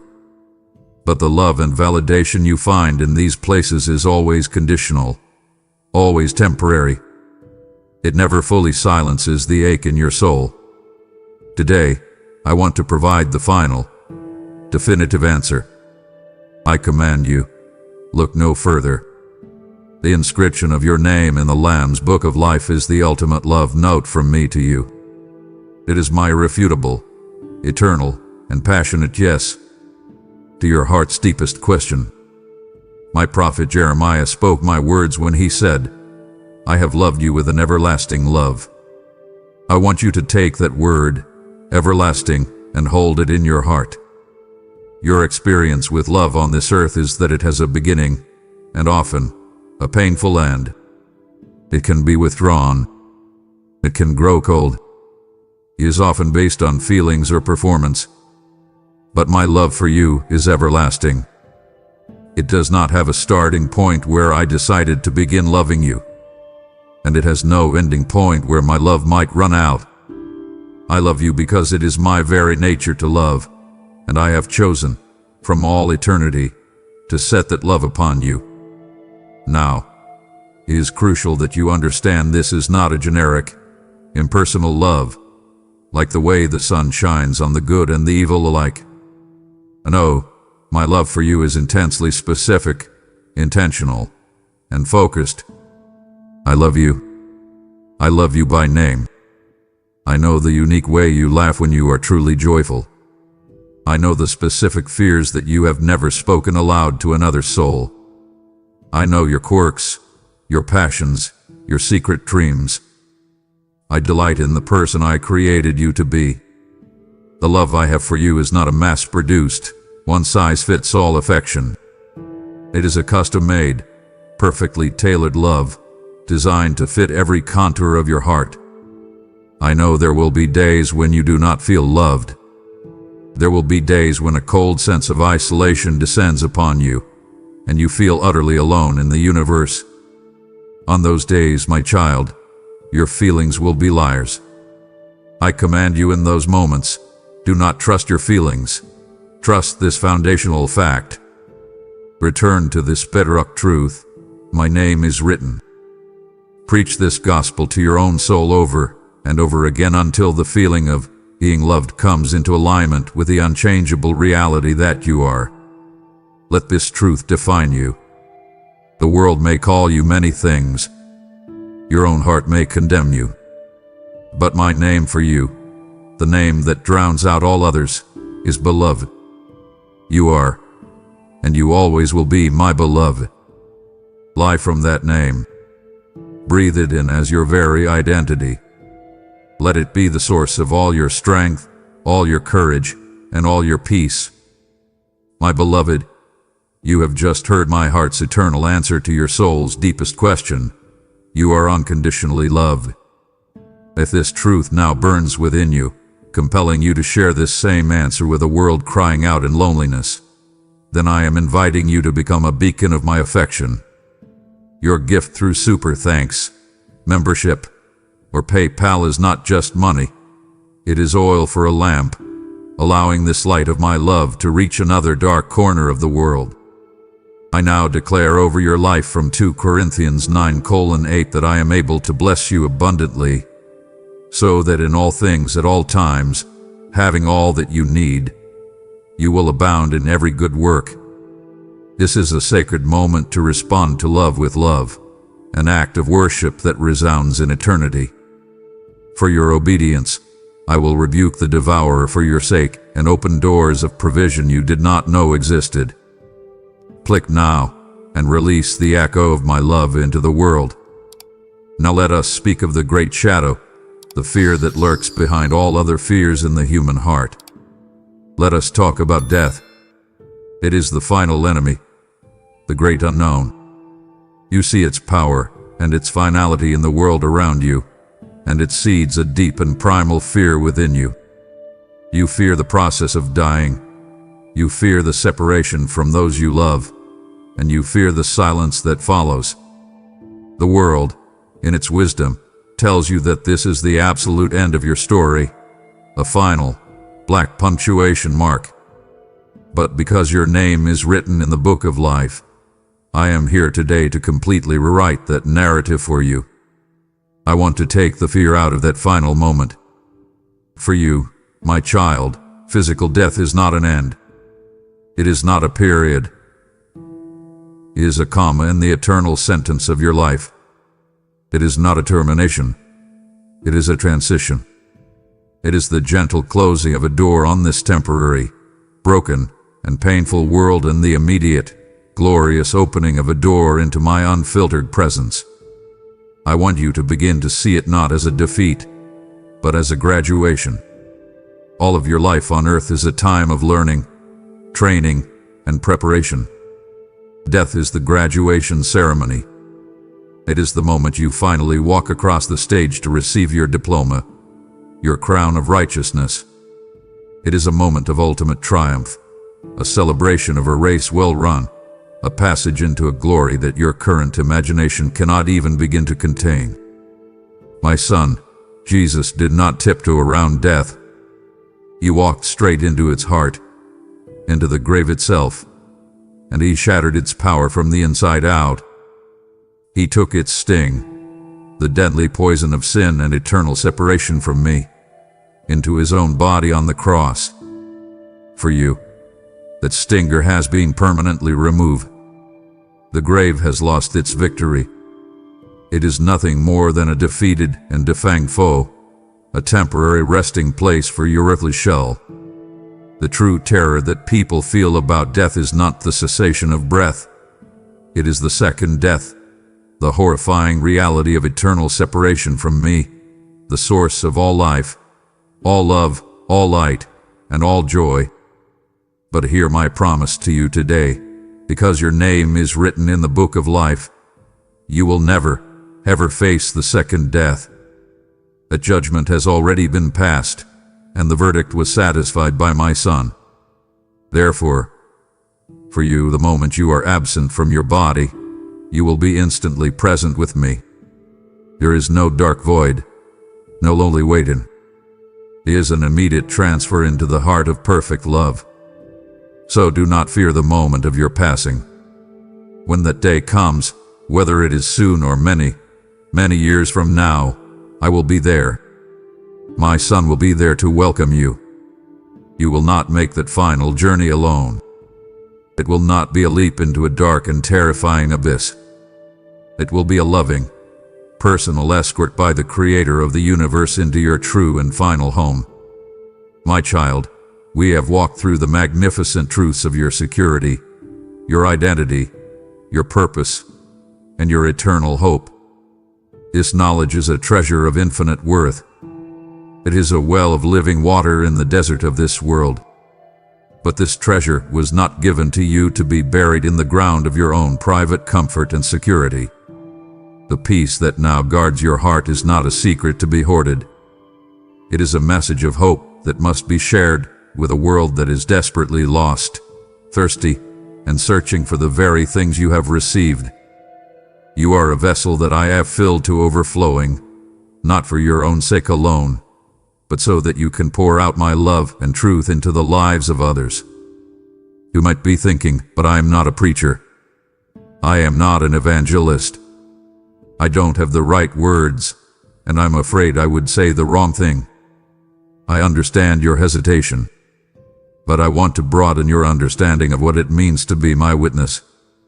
Your very life, lived in the quiet confidence of these truths, becomes a powerful and compelling testament. The unexplainable peace you have in the middle of a crisis, the supernatural ability you have to forgive someone who has deeply wronged you, the quiet and resilient hope that sustains you in a season of sorrow. These things are a living sermon that watching, weary world can read. Your life becomes a tangible demonstration of my grace. You become the evidence. I have commissioned you, yes you, to be my witness. This is not a burdensome duty I am placing on your shoulders. It is the joyful and profound privilege of inviting others to the great wedding feast. It is the honor of knowing you hold the antidote to the world's deepest poisons. It is seeing the fear and loneliness in the eyes of a coworker, a neighbor, or a family member, and knowing that you can offer them a true and lasting hope. And what is the message you are to share? It is not a complex theological argument. It is the greatest and simplest story ever told. Tell them of the shepherd who left the 99 safe sheep to search the dangerous wilderness for the one who was lost. Tell them of the father who, seeing his rebellious son returning from a great distance, was filled with compassion and ran to embrace him. Tell them of the king who loved his people so much that he laid down his own life to save them. This is the good news. And the most powerful tool I have given you to share this news is your own story. You do not need to be a scholar. Just be a witness. Tell people where I found you. Tell them about the state you were in. Tell them of the chains of anxiety, or addiction, or shame that I broke in your life. Tell them of the peace I have given you that defies your circumstances. Your personal story of redemption is a unique and powerful proof of my love that no one can argue with. It is your authentic, undeniable testimony. You were once lost, but I found you.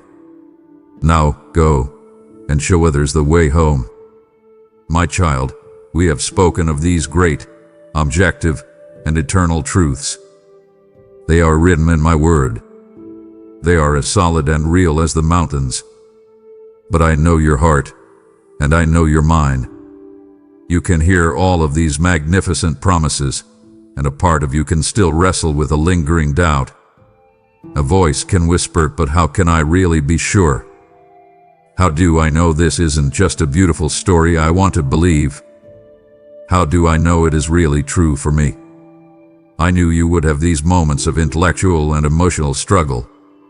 I would not give you these monumental, life-altering truths and then leave you to grapple with them all alone, armed only with your own intellect. To anchor these truths not just in your mind, but in the very core of your being, I have given you a deep, personal, inner confirmation. The moment you placed your trust in me and your name was written, I sent my own Spirit, the Holy Spirit, the third person of the Trinity, to take up permanent residence within you. He is not a vague force, an impersonal power, or a fleeting emotion. He is a person, your comforter, your guide, and your advocate. And one of his primary and most beautiful ministries is to be my inner witness to your soul. My word declares this promise. The Spirit himself bears witness with our spirit that we are children of God. This is one of the most intimate and mysterious transactions in the universe. It is a quiet, steady, and profound assurance that takes place in the deepest part of your being, a place that is deeper than your thoughts and deeper than your feelings. It is a deep, inner knowing that you belong to me. It is the source of that inexplicable sense of being at home when you are in my presence. You have felt this witness, even if you did not have a name for it. Have you ever been in the middle of a chaotic, stressful situation, and a wave of peace that makes absolutely no logical sense washes over your soul? That is the witness of the Spirit, guarding your heart and mind in me. Have you ever been reading my word, and a particular verse seems to leap off the page and lodge itself in your heart, speaking directly to your situation with breathtaking clarity? That is the witness of the Spirit, illuminating my truth for you.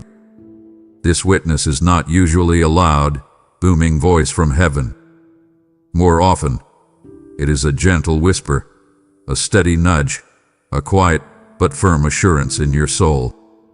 In your times of greatest doubt and fear, you must learn to quiet the loud, frantic voices of your anxiety and listen for his gentle whisper of affirmation. He will always confirm the truth of my word. He will always testify to my unconditional love for you. He is the seal of your salvation that we spoke of earlier. He is my down payment, my deposit, my engagement ring, my guarantee to you that you are mine, and that I am faithful to complete the work I have begun in you. The objective, unchangeable truth of my word and the subjective, personal witness of my Spirit are the two great pillars upon which your assurance rests. One pillar tells you, it is true. The other whispers to your heart, yes, and it is true for you. Beloved, we are standing on holy ground, at the very threshold of glory. All that I have told you leads to this final, breathtaking revelation. My heart yearns for you to hear these last words, for in them is your final vindication and a glimpse of your eternal home. To turn away now would be to leave the symphony just before its grand finale. Stare receive the fullness of the promise. Let me walk you all the way home. My child, for now, in this life, your true identity as my child is often a hidden reality. Your faith is an unseen conviction in your heart. Your heavenly citizenship is not stamped on your passport. And because of this hiddenness, you are sometimes misunderstood. You may be marginalized for your beliefs, dismissed as foolish, or even mocked for the hope that you hold. You live in a tension that my people have always known, the tension of the already but not yet. You are already a child of the King, but you are not yet living in the King's country. You are a royal heir, but for a little while longer, you walk the earth in the humble clothes of a pilgrim. But I want you to lift your eyes from the temporary nature of your current situation and fix them on a day that is surely coming. A day is coming when all that is now secret will be publicly declared before all of creation. A day is coming when all that is hidden will be brought into the brilliant light of my glory. On that day, my Son, Jesus, will stand before me, the Father, and before the entire host of heaven, all the holy angels, and he will confess your name. He will not be ashamed of you. He will look at you, and he will say with a voice that echoes through the cosmos, "This one is mine. She belongs to me. He belongs to me." Can you even begin to imagine the glory of that moment? The final, public affirmation from the King of Kings that you are his. On that day, every knee in heaven and on earth and under the earth will bow, and every tongue will confess that Jesus Christ is Lord. Every power, every authority, every skeptic, every king and president, and every person who may have ignored or ridiculed your faith will see the unveiled truth of who he is and who you are in him.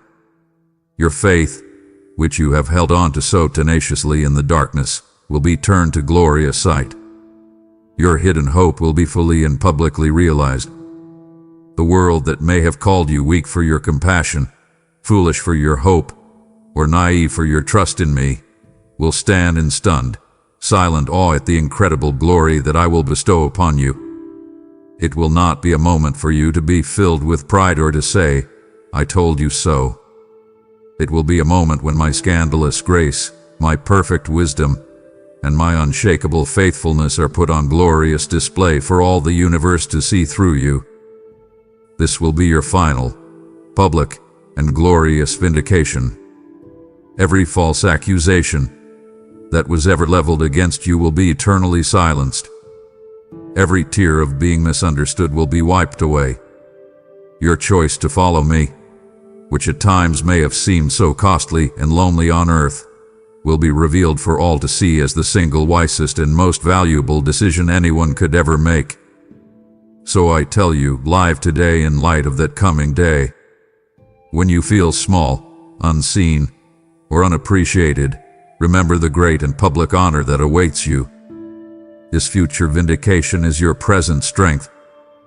My beloved, have you ever felt, in your quietest moments, a sense of not quite belonging here? A feeling of being a sojourner, an exile, a homesickness for a home you have never seen? That ache in your soul is not a flaw. It is a feature I have placed within you. It is the echo of eternity, the longing for your true home, the place where you will finally and fully belong.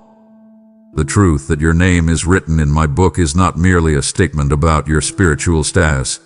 It is the title deed to a real place. It corresponds to a home that I have been preparing, with loving detail, specifically for you. My son promised you this directly. In my Father's house are many rooms. I am going there to prepare a place for you. This was not a vague platitude meant to offer fleeting comfort. It was a statement of cosmic construction, a promise of a custom-built home. This dwelling place is not a generic, uniform space in a celestial subdivision. I, who know you intimately, have designed it for you. I know the colors that bring peace to your spirit. I know the kind of light that makes your heart feel open and alive. I know the views that would take your breath away. Your eternal home reflects my intimate knowledge of you and my boundless love for you. And I want you to begin to imagine the nature of this place. It is a place defined not just by what is there, but by what is absent. Imagine a reality where the very concept of anxiety is a forgotten memory. Imagine a home where the scars of past betrayals and hurts are not just covered over, but have been completely and utterly healed, leaving not even a trace. Imagine waking up, not with that familiar low hum of dread about the day ahead, but with an overwhelming, all-consuming sense of perfect peace and exhilarating joy. My word promises you that in this home, there will be no more death, no more mourning, no more crying, no more pain. I will wipe every tear from your eyes with my own hand. This is not just the absence of negative things. It is the overwhelming, ever-present reality of a goodness and wholeness you can currently only dream of. And the greatest feature of this home is the fellowship you will have with me. Here on earth, our connection is real and beautiful, but you experience it through a veil. You hear me in the quiet whispers to your spirit. You see me through the eyes of faith. You feel me in the witness of my spirit. But there, the veil will be torn away forever. You will see me face to face. You will walk with me and talk with me in a fellowship that is completely unfiltered, unhindered, and more real and satisfying than your most profound moments of connection on this earth. Your culture may dismiss this as a fanciful tale, a myth, a coping mechanism for the fear of death. But I tell you the truth, that place is more real, more solid, and more permanent than the chair you are sitting on, than the ground beneath your feet. This world you now see is the shadow, heaven is the substance. It is the concrete, eternal reality for which you were created. You have seen sunsets that have brought you to your knees, heard music that has moved you to tears, and felt love that has made your heart feel it would burst. Take all of those peak moments of beauty, joy, and love, and understand that they are but the faintest echo, the dimmest preview, of the stunning, breathtaking reality of the home that is waiting for you. My child, listen. All of creation sings a song of praise to me. The thunderous crash of the ocean waves, the quiet strength of the ancient mountains, the fiery blaze of a distant star, they all declare my glory in their own language. And in the courts of heaven, there is a song that has been sung for all of eternity, an anthem of my holiness and power, sung by angels and celestial beings. But that heavenly symphony is not yet complete. It is waiting for a new movement, a new chorus. It is waiting for the voices of the redeemed. It is waiting for you. Your unique story of redemption is not a footnote in the grand narrative. It is an essential and irreplaceable verse in the eternal song of praise to the Lamb. No one else in all of creation has the exact story that you have. No one else was rescued from your specific darkness. No one else had your particular chains of sin and fear broken in just that way. No one else has experienced my grace in the precise, custom-made way that you have. Therefore, no one else can sing your verse. Your life is a unique testimony, and without your voice, without your personal story of my faithfulness, the song of heaven would be forever incomplete. On that great day, you will join a heavenly choir beyond all imagining, a multitude more numerous than the stars in the sky, with voices from every tribe, every nation, and every tongue. And all of those unique stories, all of those individual verses, will merge into a single, thunderous, and glorious chorus. Worthy is the Lamb who was slain to receive power and wealth and wisdom and strength and honor and glory and blessing. This is the eternal anthem of heaven, and it will be the joyful and spontaneous cry of your heart. Do not for a moment think that heaven will be boring, or that this song will become monotonous. It will be the opposite. You will spend the endless ages of eternity on a thrilling adventure of discovery, constantly uncovering new facets of my grace, new depths of my wisdom, and new dimensions of my infinite love for you. And with every new discovery, a fresh and more passionate wave of praise will erupt from your soul. Eternity will not be a static state of being. It will be a dynamic, ever-expanding experience of my goodness, which will fuel an ever-escalating song of praise. And this worship will be completely different from what you sometimes experience on earth. Here, worship can sometimes feel like a duty, an effort, something you have to muster up the energy for when you are tired or distracted. In that day, worship will be as natural and as effortless as breathing is to you now. It will not be a duty. It will be the spontaneous, joyful, unstoppable overflow of a heart that is completely whole, completely healed, and utterly captivated by the beauty of my glory. So I invite you, my child, to begin practicing your part in that song today. When you whisper a word of thanks for a small, daily mercy, you are singing a note. When you declare my goodness in the middle of a difficult trial, you are rehearsing the chorus. Let your entire life become a prelude, a beautiful introduction to the eternal song that you were created and redeemed to sing forever. My beloved, we have journeyed far in this conversation. We have spoken of my everlasting love for you, your true identity as my child, your divine purpose, and your glorious destiny. Now, as we draw near to the end, I want to give you the final, definitive word on your security. I want to speak a truth so powerful and absolute that it will anchor your soul for all time. I want to build a fortress of assurance around your heart so that no storm of doubt can ever breach its walls again. Let no one and nothing, not the accusations of the enemy, not the skepticism of the world, not the fear in your own heart, ever cause you to question the reality of your standing with me. This is my final word on the matter, and it is unshakable. This promise is not coming from a fallible human who might change their mind or be unable to keep their word. This declaration comes from me. I am the Alpha and the Omega, the beginning and the end, the one who is, who was, and who is to come. My word spoke the universe into existence. My word holds all things together. When I declare a thing, it becomes the ultimate reality, more real than anything you can see or touch. And I have declared you to be mine. The case is closed. My Apostle Paul, inspired by my Spirit, laid out the legal argument for your eternal security. Listen to it as if it were being read in the Supreme Court of the universe. Who will bring any charge against those whom God has chosen? The only one with the right to accuse you is me, the ultimate judge. And it is I who has justified you, I who has declared you righteous in my sight. The case is closed. There is no higher court of appeal. He continues, who then is the one who condemns? It is my Son, Christ Jesus, who has the right to condemn. But what has he done? He died for you. More than that, he was raised to life. And where is he now? He is at my right hand, in the position of ultimate authority. And what is he doing? He is interceding for you. Your defense attorney is my own Son. The one who would be your judge has instead become your advocate.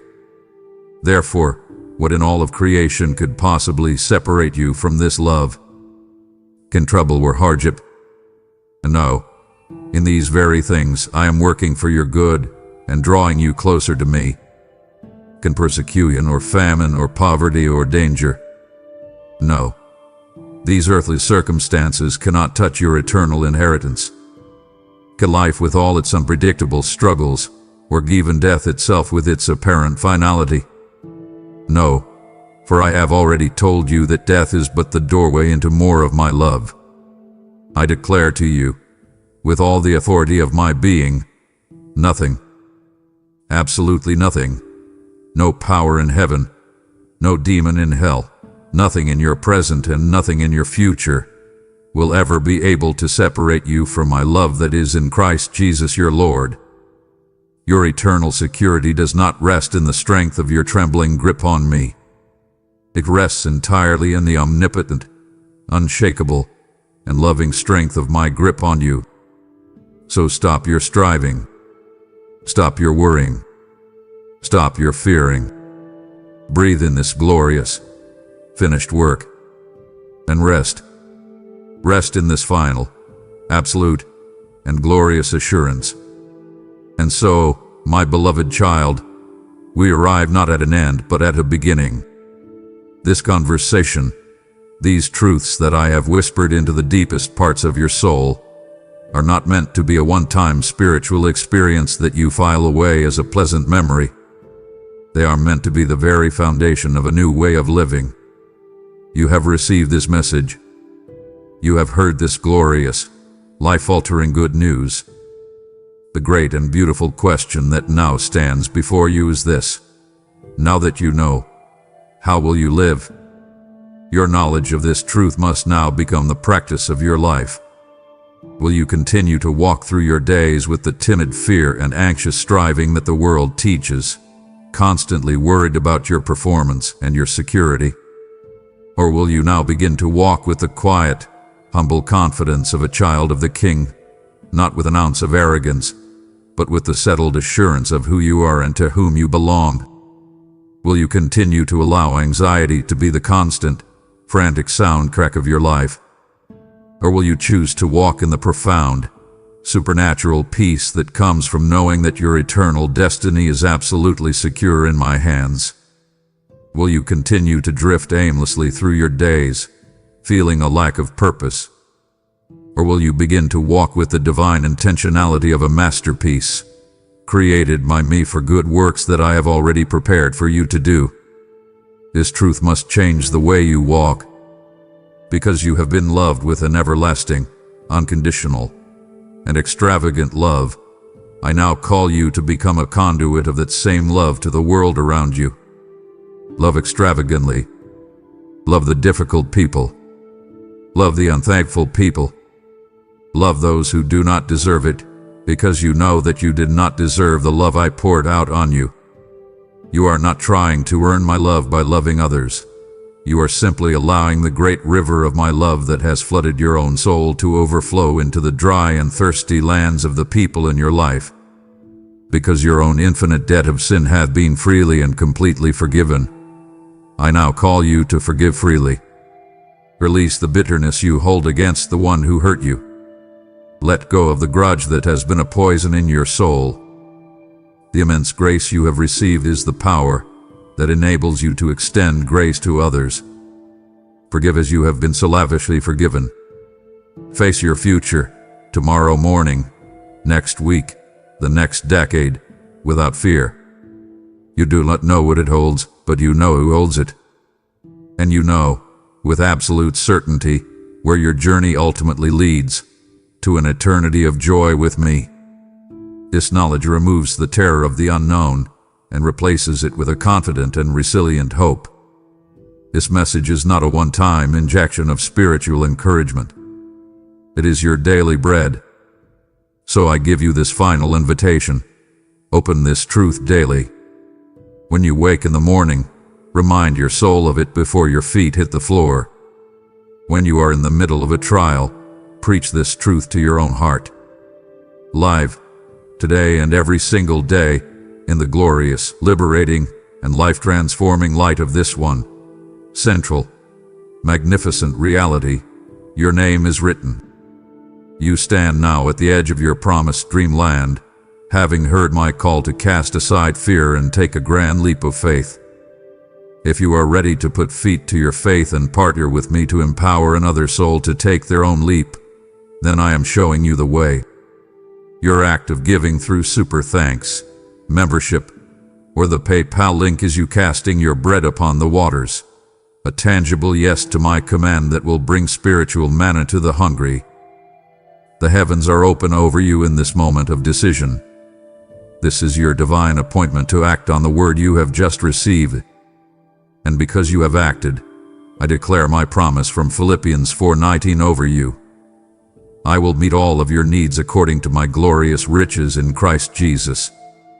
Watch as I take your seed of faith and multiply it back to you, bringing a harvest of both spiritual victory and earthly provision. Take your leap of faith now. Click the link and sow into this kingdom work. My child, do not let this sacred moment fade into silence. My word has been spoken over you. Now let your word of faith rise up to meet it. I call on you now to make this eternal truth your own public declaration.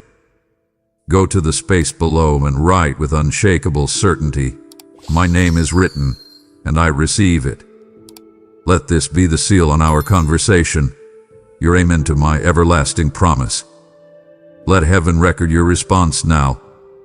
Amen. If you believe in me, your Heavenly Father, then like this video and leave a heartfelt amen in the comments. If you want to stay closer to me, then subscribe to this channel